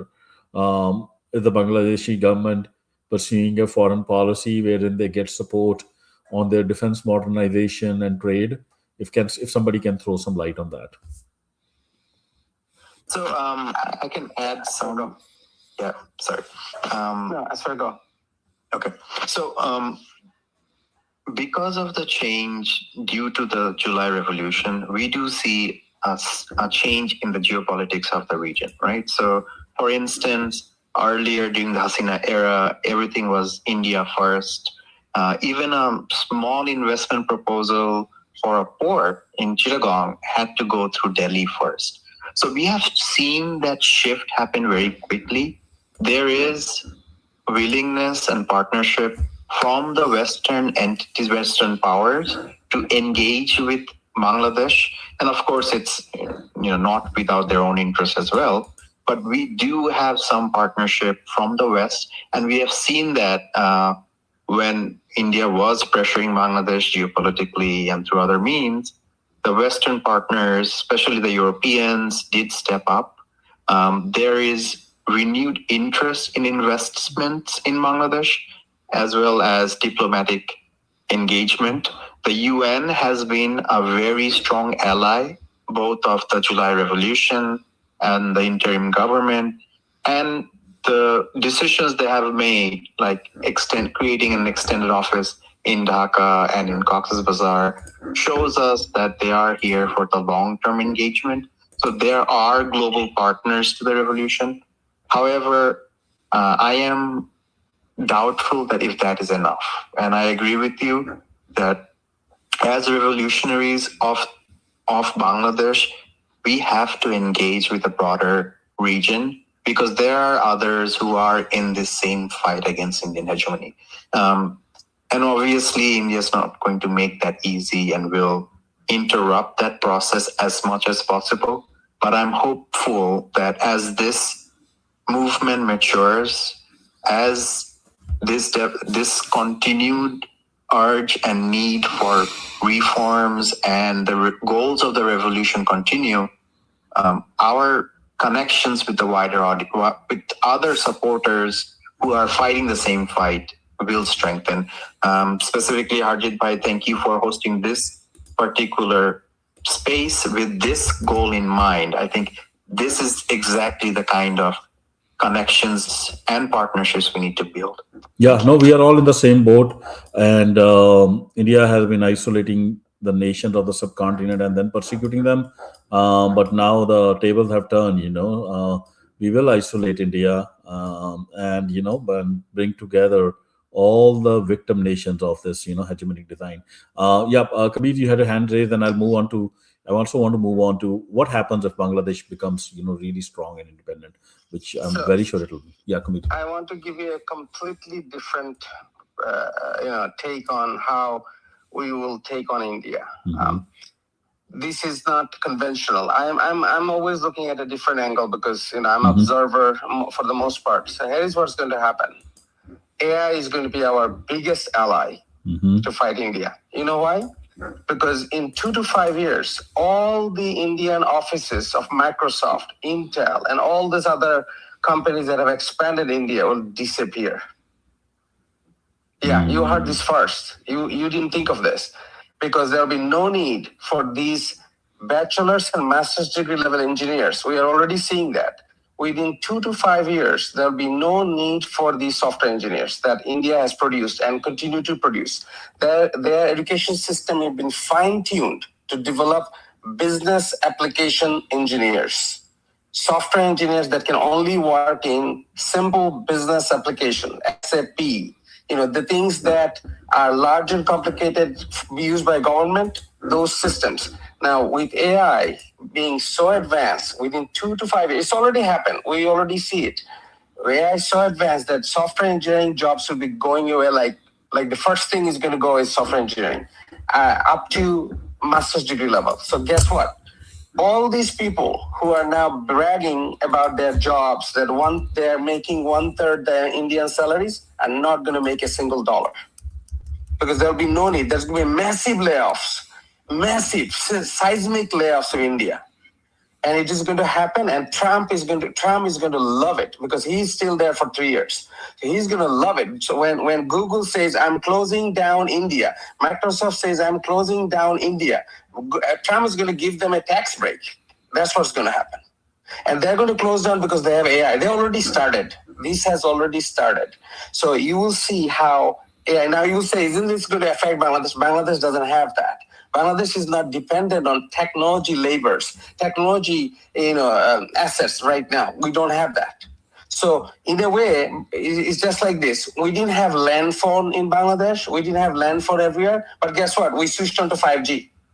So we are going to skip by leapfrogging to the advanced most technology. We're going to take an advantage of not making those mistakes. So you're going to see AI going to play a significant role because it's going to carve India's technology prowess and technological benefits that they have, which is that large amount of back offices that they have, where they are servicing American and European companies. Back offices, mainly servicing building small business applications to work with SAP. For example, California uses a single software, SAP, to manage, and it's a system of record. So guess what? Who are the engineers behind it? Deloitte and Touche hires all of the Indian workers. They fly in Indian people right away to work in the US government, like the state government. Those things are going to be over because they're going to not need that. So I see a technology, the AI technology is going to help reduce India's technology-centric income-generating section or sector, and they're going to have to adjust like everyone else. Just like Bangladesh is going to have to adjust to AI, they're going to have to adjust. And again, they also know this, so there's going to be able to adapt very likely, but they're going to lose a huge chunk of their job market. They're going to use a huge chunk of their education is going to fall, is going to become absolutely zero. Teaching software engineering is the wrong thing to do right now. It's the worst thing. Don't ever tell your cousins and sisters and brothers to go for software engineering. So that's the kind of thing that are happening. I just wanted to point out an angle that India itself is going to be in trouble, that it's not going to be able to, talk about. Technology is one of the things they talk about. Oh, we have technology. Not for long. Anyway, I just wanted to point that out. No, that's I totally agree with you, Kabir. And to that, it's good to hear that you guys have allies who are kind of helping Bangladesh through this. On the allies front, right? On the military front, if somebody can touch upon. Because I think it is very important for Bangladesh to also quickly, while trade is important, economic strength is definitely important, but I think there is also an immediate need to build up, some military muscle because the Indian aggression can happen anytime. On that front, does have somebody anything they want to throw light on? How are we going about, strengthening the Navy and the Air Force and Army? Yeah, I can add a quick summary there. So currently, the current Bangladesh military is a third generation force. However sad it is to say it in those terms. The defense portfolio was directly under Sheikh Hasina for the past 15 years, and she has intentionally deferred any modern purchases, specifically of modern fighter jets, radars, air defense. So basic things that any modern nation should have, Bangladesh is missing. So with the highest priority right now, there are a few things being done. First is, obviously layered air defense. We are partnering with Turkey to A, design the systems, and B, to actually implement that. They're trying to do that by 2027. And second, Bangladesh already has a large defense partnership with China, which was also limited due to fear of India, and always, we have not really upgraded the Chinese systems that we have. So as part of that relationship, we do expect some significant gear, specifically for the Air Force. And in addition, I think there is an ongoing program to create a defense industry in Bangladesh. Bangladeshi laws until recently prohibited export of defense and defense equipment, because of our outdated foreign policy, which states friendship to all, malice to none. really bottleneck any It real makes me laugh every time capability somebody says development. that line. Friendship to all, Yeah. malice to none. Okay, thank you. Yeah. So those things have been changed. I think currently the biggest priority, from what I have heard, is cybersecurity, because most of our systems were corrupted and infected by Indian systems and intelligence. And B would be drone technology that has been identified for dual purpose, as in building a local industry to support commercial need, and then secondary, of course, for defense application. Both China and Turkey have established facilities to assemble and build components for drones for military hardware. We expect that to grow significantly as there's interest from Korea and other European partners, as they're trying to build a defense hub so that much of the locally needed equipment is indigenized. And in addition, there has been deals with Turkey to produce munitions, which are basic, like 155 millimeter artillery shells, 105 millimeter artillery shells, mortars, basic equipment and munitions that are used. The Navy has partnered with Damen, which is a Dutch company. And they're also dual nature. They have a civilian segment and they have a military segment. So they are going to be building corvettes and frigates. They recently upgraded over the past year the Navy's own shipyards. So there's expectation that they will also expand production for commercial. So these partnerships and initiatives were achieved pretty quickly, which most of the defense establishment or defense enthusiasts in Bangladesh were very skeptical about.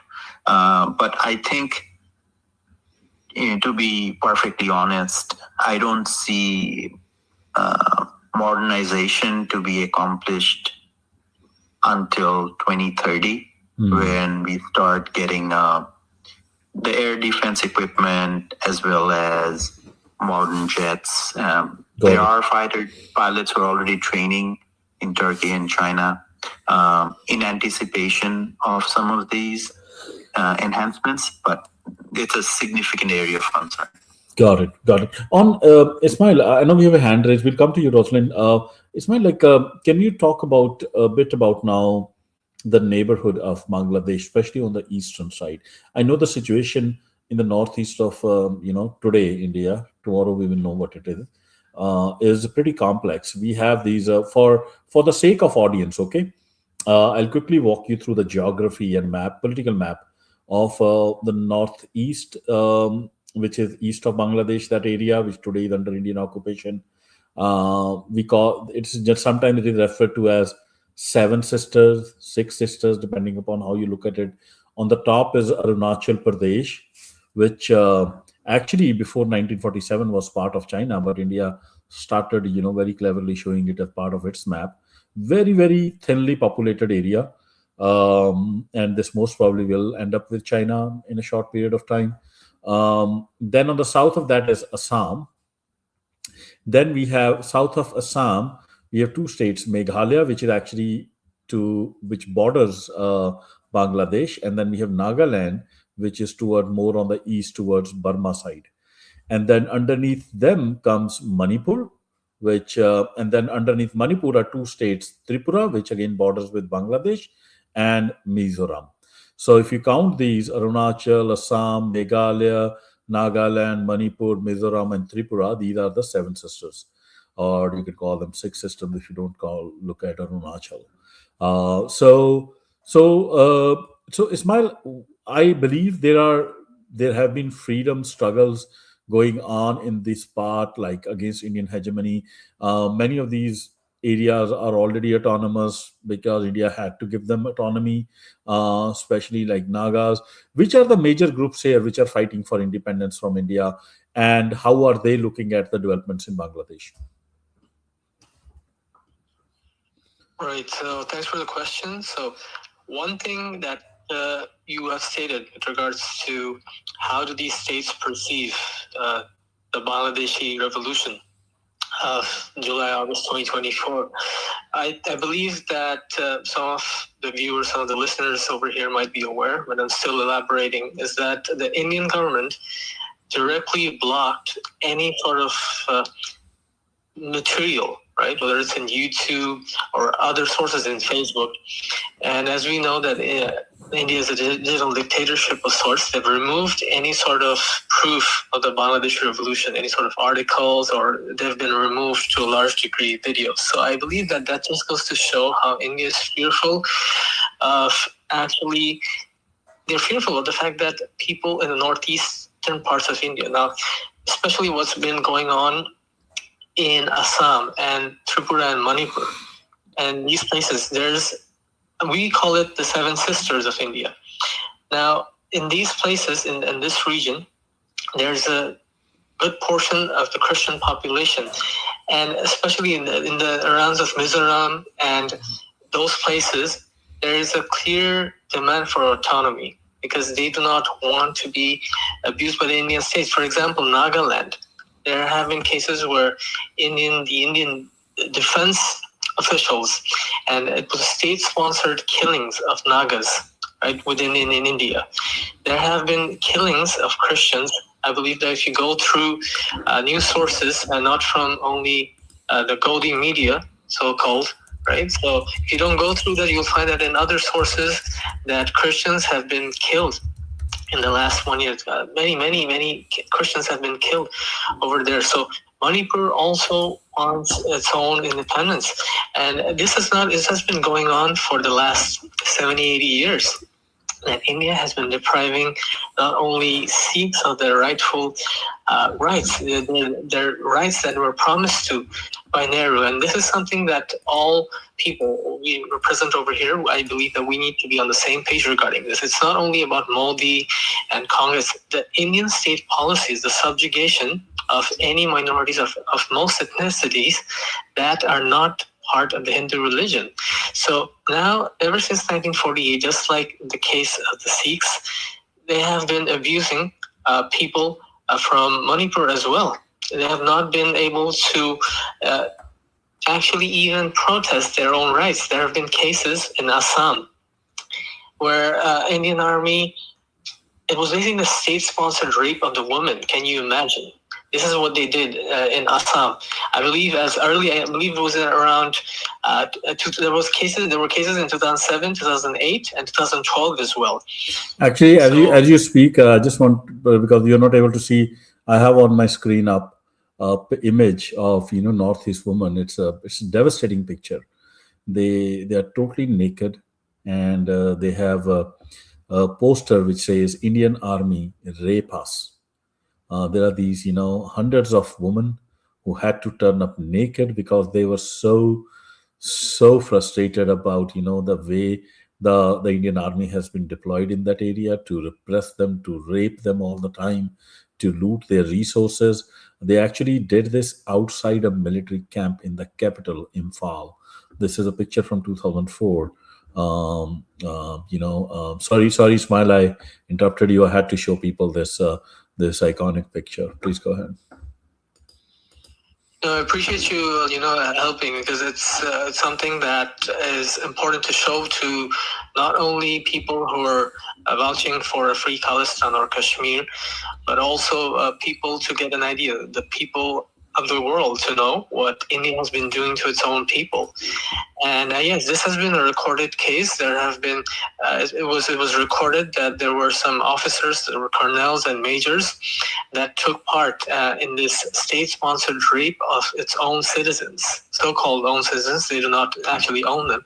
So this has been happening in Assam as well. And the picture that you showed, even after that, there were cases where Assamese women, they were actually raped and their bodies were found in rivers. I can put in links over here. And then the men, they were killed, and they were actually their skulls and other things that were found in the rivers itself in Assam. So these 7 sisters, they all want to be independent. In Arunachal Pradesh, itself is something that China claims for itself, and I believe that that is most likely the legitimate cause, because as you have said, that before 1948, this was part of the Chinese map. And to go on, to add in further to the implications for the rest of the seven sisters of India, so to speak, is that the fact that Bangladesh has actually incurred a very heavy defeat to India. India incurred a very heavy defeat to Bangladesh. Bangladesh actually flattened India in 2001 when India tried to invade in Sylhet and some other parts. And India lost 400 of its soldiers. So Bangladeshis, we know how to fight these people and to answer them in their own coin, in their own way, because they invaded in 2001. And if you look up, there was a 2001 Bangladesh-India war. You can find in articles. And over there, they invaded. Now, for the defense procurements, we have signed a defense treaty, I believe an agreement for Italy with Eurofighters. So all of this happening, Bangladesh charting its own course, I believe that it is definitely giving an impetus to the seven eastern states. And they will be independent because they've seen that Bangladesh as a nation, we have risen up against the so-called hegemon India. So I believe that they will rise up soon and they will fight for their rights and sovereignty, as is the right for any peoples and ethnicity and religion. So there's all my 2 cents. Thank you.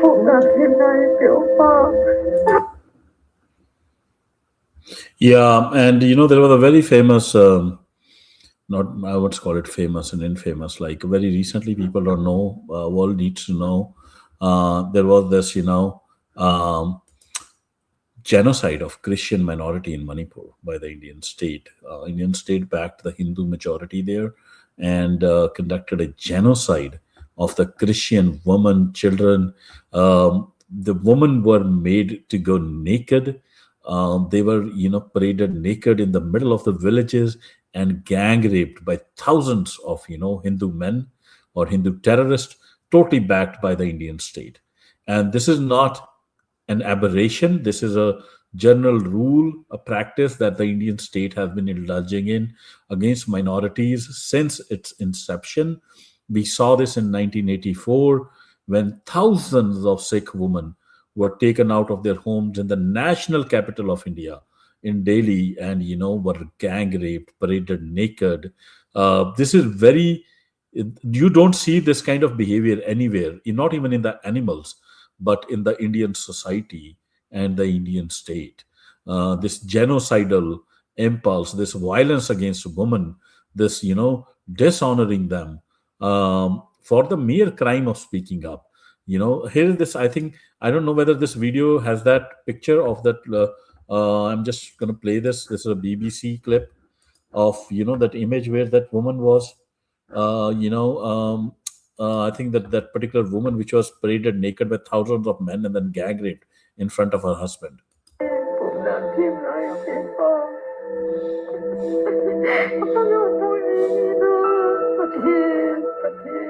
Her 21-year-old daughter was gang raped, assaulted, paraded naked by a mob.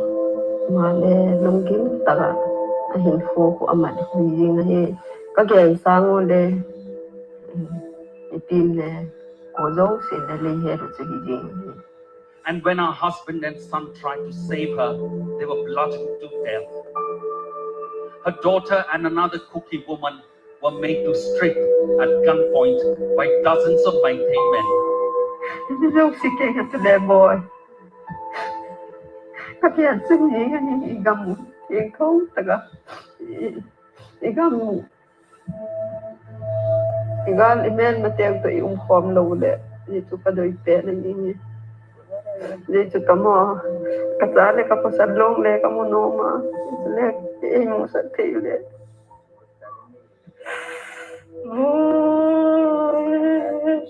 Fame also lost her 21-year-old son to this ethnic conflict.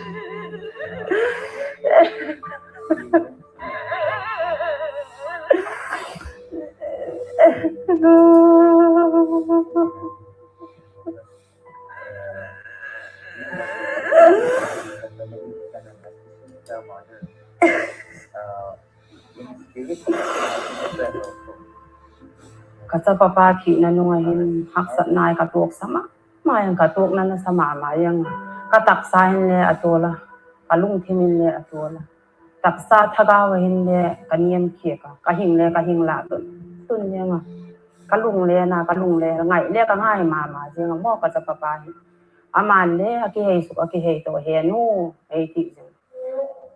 These are not the only victims. Violent clashes between the Kuki and the Meitei community in Manipur have been ongoing since May. The Indian state borders Myanmar.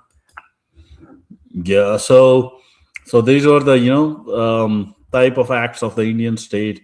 They'll back one group against the other, the group that they don't like. They'll kind of make them fight, each one minority or one majority fight other minority. It's been going on for too long. Horrible images, horrible images. What came, and the world basically slept through it. I think it's high time. America and all the Christian organizations here, I don't know what they are doing. They need to wake up to what India is doing to the Christian minority. We saw this in Christmas that just passed, wherein Hindu terrorists brazenly, in big, large cities of India would go and, destroy Christmas celebrations where kids are there, women are there. They'll just enter that place, and force them to chant Hindu religious slogans. And the real thing is that when the Hindu terrorists do this in India, the so-called diaspora Hindu organizations, like there is this Hindu American Foundation, there is this, its leader Suhag Shukla. They are actually very closely associated with the Indian state and these terrorist organizations which do these acts in India, and they provide the cover fire to them in US. They provide that soft power. They'll basically lobby, they'll pump in money to the American politicians, and that is why we don't hear any voice against these atrocities, because all this is being controlled through the money that is in tech and finance industry, which these Indian diaspora people come and they basically monopolize and steal. And so it's kind of it's very, very sinister strategy, honestly. With that, I know Rosalind has been waiting for a long period of time. Rosalind, thanks for your patience. Please go ahead and ask your question or add anything. Assalamu alaikum and hello. Thank you, Harjeet, for this space. I think it is very important to connect between different people who are facing the same problem. I would like to add a few things which my brothers here forgot. First of all, I would like to start with the defense Bangladesh has against India. It's just that Bangladesh is lucky. Do you want to say something? You were about to say something, Harjeet. No, go ahead, please. Yeah, so the one of the biggest point right now Bangladesh is enjoying is the timing of the revolt against India, because India is not America's favorite right now. So this is working in favor of Bangladesh. And India, whatever it does, whatever it did to its minority, is still doing. It gets away because India was hired, or kind of a lapdog of America, to manage China. And why Trump is angry right now? Because he did not deliver. I mean, India did not deliver, right? So China went in far away ahead of them, and India could not do anything. They took money on this just for this. They did a lot of things, like they were charging America in different ways, right? But when you don't when you don't deliver, then you face the brunt. And in addition to this, I would like to add the brothers. They said that there was a railway link from India from one side to the other side, connecting the Seven Sisters. In that, there was a contract done by Hasina that whatever India carries in this train, Bangladesh government had no right to question what was inside that, what activity was going on inside that. So through Bangladesh, they were taking maybe all terrorists, we don't know. So this was the contract. This is a level of subdued. Hasina had subdued Bangladesh to India. And I think one more thing, India, what it does is they keep watch on all the institutions of Bangladesh, and wherever they see any intelligent person coming up, even in childhood, they keep abducting even Bangladeshi children who they think they are having a high IQ. there's one more thing, and Bangladesh has a long fight with India, because right now the army chief itself is Hasina's relative, who is still in power. So, and there are so many other officers who run Bangladesh, still they are in power, and they all are pro-India. So it's not an easy fight. It's a long way. More lives we'll be seeing more lives lost. And like recently there was they had burnt a government office. I forgot the name. Like there was a lot of documents which Hasina had done, and they burnt it. Then they tried to burn garments in just factories, some important places, because they wanted to discourage the Western investment in Bangladesh. So there are a lot of other such things happening. So I mean, I just want to add this much. Rosalind, you have touched upon, my sister, so many important topics, but I want to pick up on, the one that is so sinister, this killing of identifying and killing youth who can question any Indian state, like illegal actions, killing them before they even become big, like identifying them. Indian state is a par excellence in that. We have seen them do that with the Sikhs for last 80 years, and what you are seeing today, you are noticing, but probably it has been happening for quite some time with Bangladesh, with Osman Hadi's killing. They'll identify, okay, this is the young boy, and then they will basically, before he can even blossom or she can blossom, they're going to go ahead and kill them. And they'll first try to co-opt them, but if that doesn't work, then murder them. Like there's an example, like we had a singer, just a singer. His name was Sidhu Moosewala. He was murdered by the Indian state purely for his crime was that his music was becoming popular in the Pakistani Punjab, and that was bringing the people, the Sikhs and the Pakistani youth closer. And that was a big no-no for India. You can't allow that to happen. You have to keep a border of hate, and distrust. So they literally go ahead and murdered that guy in broad daylight. We had another young guy called Preet Sani, who was just doing YouTube videos. And first they called him to his office in NIA in Delhi. They told him that, hey, you cannot make any YouTube video without getting it approved from us. Especially if you are commenting on Sikhi, your own religion, you have to get the script approved from us. When he refused, they basically just poisoned him. Nobody even came to know. God knows how many Sikh youth are currently in Indian jails, how many they have murdered, but they have been getting away with it. And to your other point, Rosalind, that today the West is standing with the freedom struggles here because India has become a threat to them as well. Okay, so we should always realize that also the West have also been legitimizing India. I have nothing against West; they have given us refuge, but they should also own up to the crime of legitimizing the Indian state for so long, and hopefully now that mistake will not be recommitted.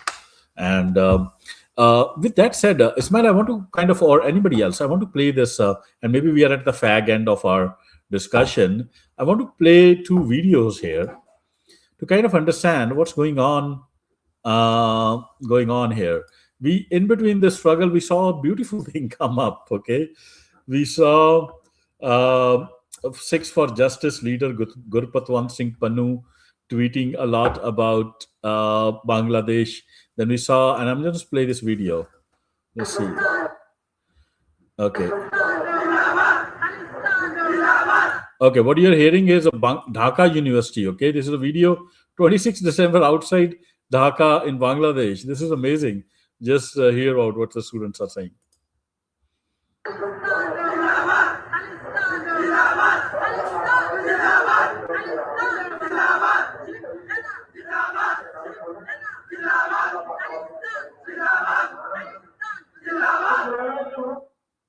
Oh, so this is Dhaka University students, taking a Nara of Khalistan. And then in UK, we had, some Bangladeshi, I think, students were out protesting outside Indian High Commission. Then these Indian Hindu terrorists came out to disrupt them. And then we saw the Khalistani activists, the Sikh activists, turning up in support of the Bangladeshi students. And there is an interview of Pai Paramjit Singh Pamma, I think he's from the referendum. Let me play it out. ਜੀ ਬੰਗਲਾਦੇਸ਼ ਦੀ embassy ਦੇ ਬਾਹਰ ਅੱਜ ਸਿੱਖ ਜਿਹੜੇ ਆ ਉਹ ਇਕੱਠੇ ਹੋਏ ਨੇ ਬੰਗਲਾਦੇਸ਼ ਦੇ ਨਾਲ ਸੋਲੀਡੈਰਿਟੀ ਸ਼ੋਅ ਕਰਨ ਵਾਸਤੇ ਦੱਸਣ ਵਾਸਤੇ ਹਿੰਦੁਸਤਾਨ ਨੇ ਬੰਗਲਾਦੇਸ਼ ਦੇ ਵਿੱਚ ਜਿਹੜਾ ਸਟੂਡੈਂਟ ਲੀਡਰ ਉਸਮਾਨ ਹਾਦੀ ਮਾਰਿਆ ਇਸੇ ਤਰ੍ਹਾਂ ਇਹਨਾਂ ਨੇ ਕੈਨੇਡਾ ਦੇ ਵਿੱਚ ਹਰਦੀਪ ਸਿੰਘ ਨਿੱਜਰ ਦਾ ਕਤਲ ਕੀਤਾ ਪਾਕਿਸਤਾਨ ਦੇ ਵਿੱਚ ਭਾਈ ਪਰਮਜੀਤ ਸਿੰਘ ਦਾ ਕਤਲ ਕੀਤਾ ਤੇ ਯੂਕੇ ਦੇ ਵਿੱਚ ਅਵਤਾਰ ਸਿੰਘ ਖੰਡੇ ਦਾ ਕਤਲ ਜਿਹੜਾ ਉਹ ਇੰਡੀਅਨ ਅਥਾਰਟੀ ਨੇ ਕੀਤਾ ਆ ਸੋ ਅਸੀਂ ਇਹ ਦੱਸ ਦੇਣਾ ਚਾਹੁੰਦੇ ਹਾਂ ਕਿ ਉਹ ਰਜ਼ੀਮ ਆ ਜਿਹੜੀ ਦੁਨੀਆ ਦੇ ਵਿੱਚ ਟੈਰਰਿਜ਼ਮ ਫੈਲਾ ਰਹੀ ਆ ਸੋ ਅਸੀਂ ਇਹਨਾਂ ਨੂੰ ਐਕਸਪੋਜ਼ ਕਰਨ ਵਾਸਤੇ ਜਿੱਥੇ ਵੀ ਇਹ ਜਾਂਦੇ ਆ ਅੱਜ ਬੰਗਲਾਦੇਸ਼ ਪਹੁੰਚੇ ਆ ਇਹਨਾਂ ਨੂੰ ਐਕਸਪੋਜ਼ ਕਰਨ ਲਈ ਅਸੀਂ ਆਏ ਆ ਕਿ ਟੈਰਰਿਜ਼ਮ ਦੇ ਸ਼ਿਕਾਰ ਵਿਕਟਿਮਸ ਜਿਹੜੇ ਆ ਉਹ ਸਿੱਖ ਆ ਮੁਸਲਮਾਨ ਆ ਹਿੰਦੂ ਟੈਰਰ ਦੇ ਜਿਹੜੇ ਵਿਕਟਿਮਸ ਆ ਉਹ ਸਿੱਖ ਤੇ ਮੁਸਲਮਾਨ ਆ ਇਸ ਵਕਤ Okay, and then there is this there's this unique video of, I think, wherein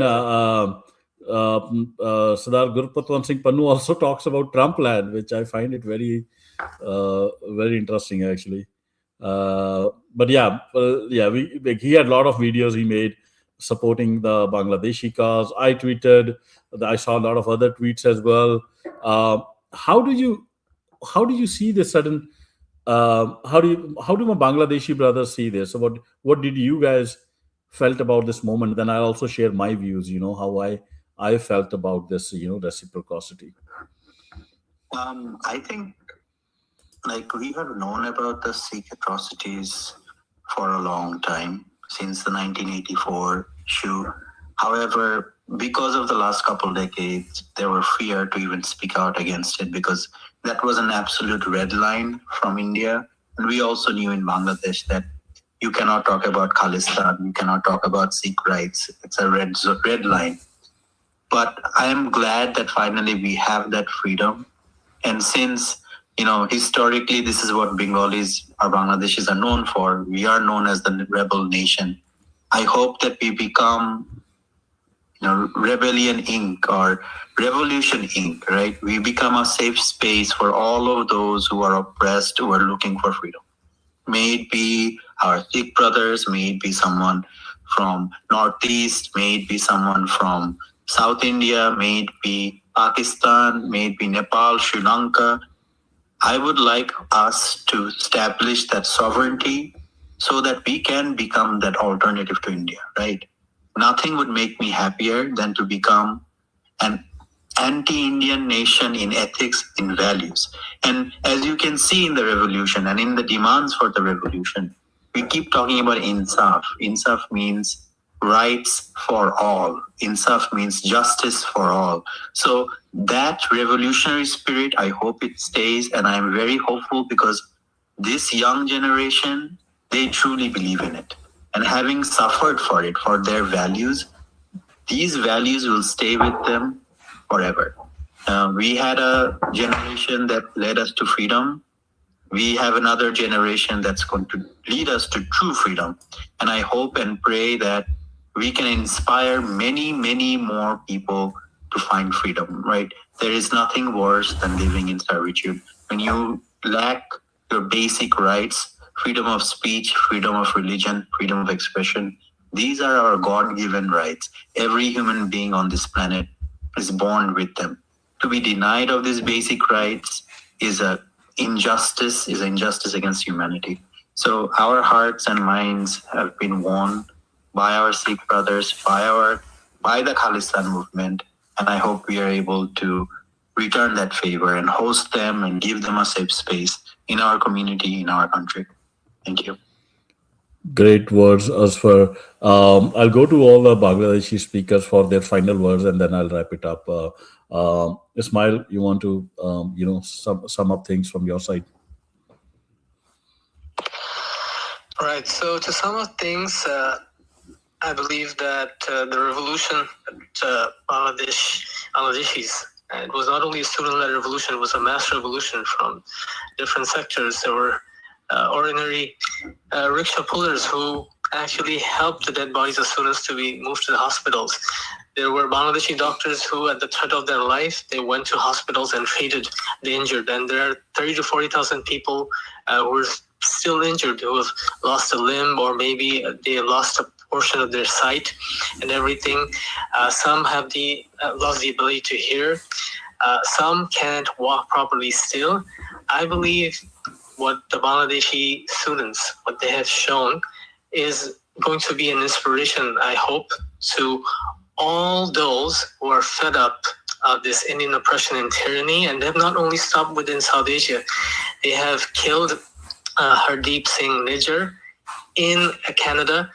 They have threatened one of the most brave journalists of Bangladesh in exile, who was in exile and is still living in America. His name is Ilyas Hussain. They have sent him death threats via the Indian Embassy and the Awami League and ISKCON, which is basically overhand of the Indian government extension. Apologies for the noise. So you see the train master. I'm close to a train track right now. He's even agreeing. He's giving his unison by making that noise. So I believe what Bangladeshis have done, it's actually something that is going to serve as and it's going to act as a wake-up call to the world that India's transnational oppression and killings and murders, it's not going to go on and on and on and on still. It's something that Bangladeshis have shown that, we can rise up, we can be united, we can move up in the face of bullets and killings and all of this Indian tyranny and still prevail. So let us not lose hope. Let us stay united. I will be hosting a space on this Indian transnational agents and these people who try to create differences between Bangladeshis and other allied nations, and these Hindutva lobbies that represent India and that try to create problems between Bangladesh and its allies. So I will host a space on that. So my last words will be, Bangladesh has shown the way. I wish for a free Khalistan. I do wish for a free Kashmir. I do wish people from Tamil Nadu to understand the nature of this Hindutva state and Northeast India and all else, because India is not only a threat to South Asia, it's a threat to global humanity, and we're in this fight together. Bangladeshis are with the fight wherever you are in the map, in the globe, not only Khalistan, but the globe itself. So thank you. Yeah. Any other Bangladeshi here who wants to say anything before I sum it up? Okay. Okay. Yeah. No. So, guys, this is so great. This is my learning has been in the last 2 months or 3 months from the time the revolution has come up in Bangladesh. Asfar said it right. Bangladesh is the land of revolutions. It has always been. And it is going to be that inspiration, I think, that spark which will ignite the spirit of liberty and freedom throughout the subcontinent. The Indian subcontinent was never decolonized.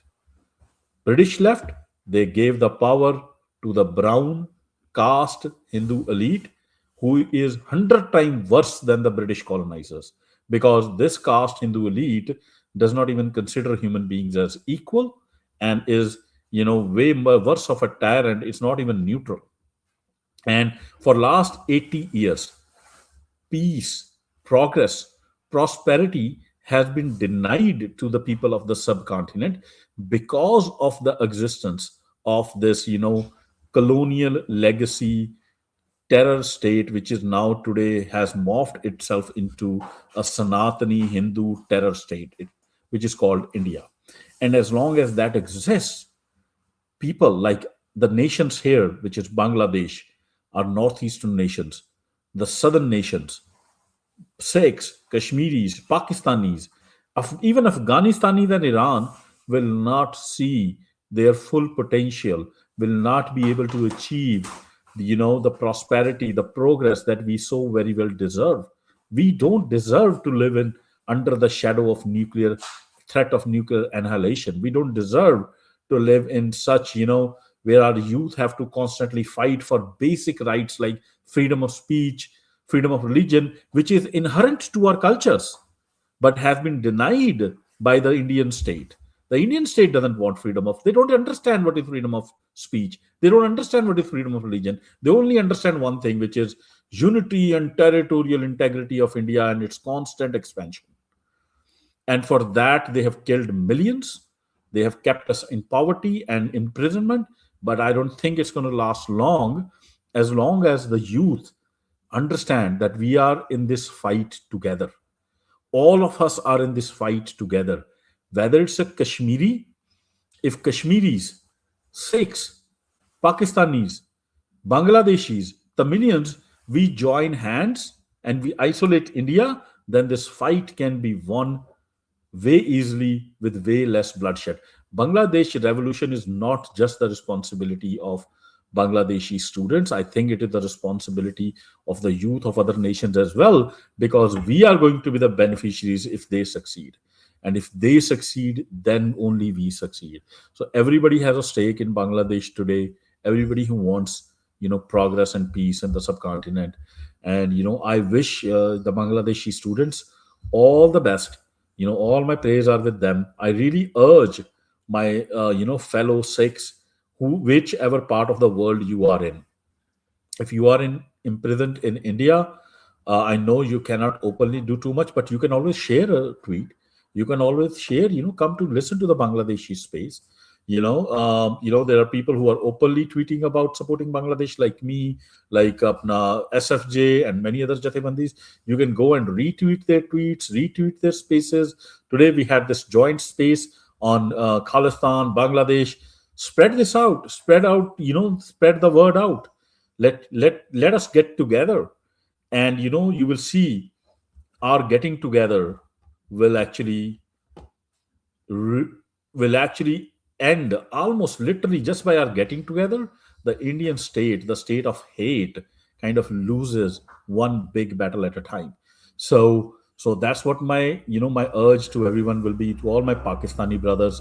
The people who are in the states in responsible positions, they will do what they have to do, and that will happen with the time that is coming. But we as citizens, we have to support and keep this positive movement forward. So with that request, I also want to thank again us for Ismail, Intellectual, everybody who came in, Coin, who also came in for some time. But let's build the momentum, keep this momentum going, and thank you very much. And with that, I say salam, goodbye to everyone, and Waheguru Ji Ka Khalsa and Waheguru Ji Ki Fateh. Thank you. Thank you, everyone. Thank you, Arjit Bhai. Thank you.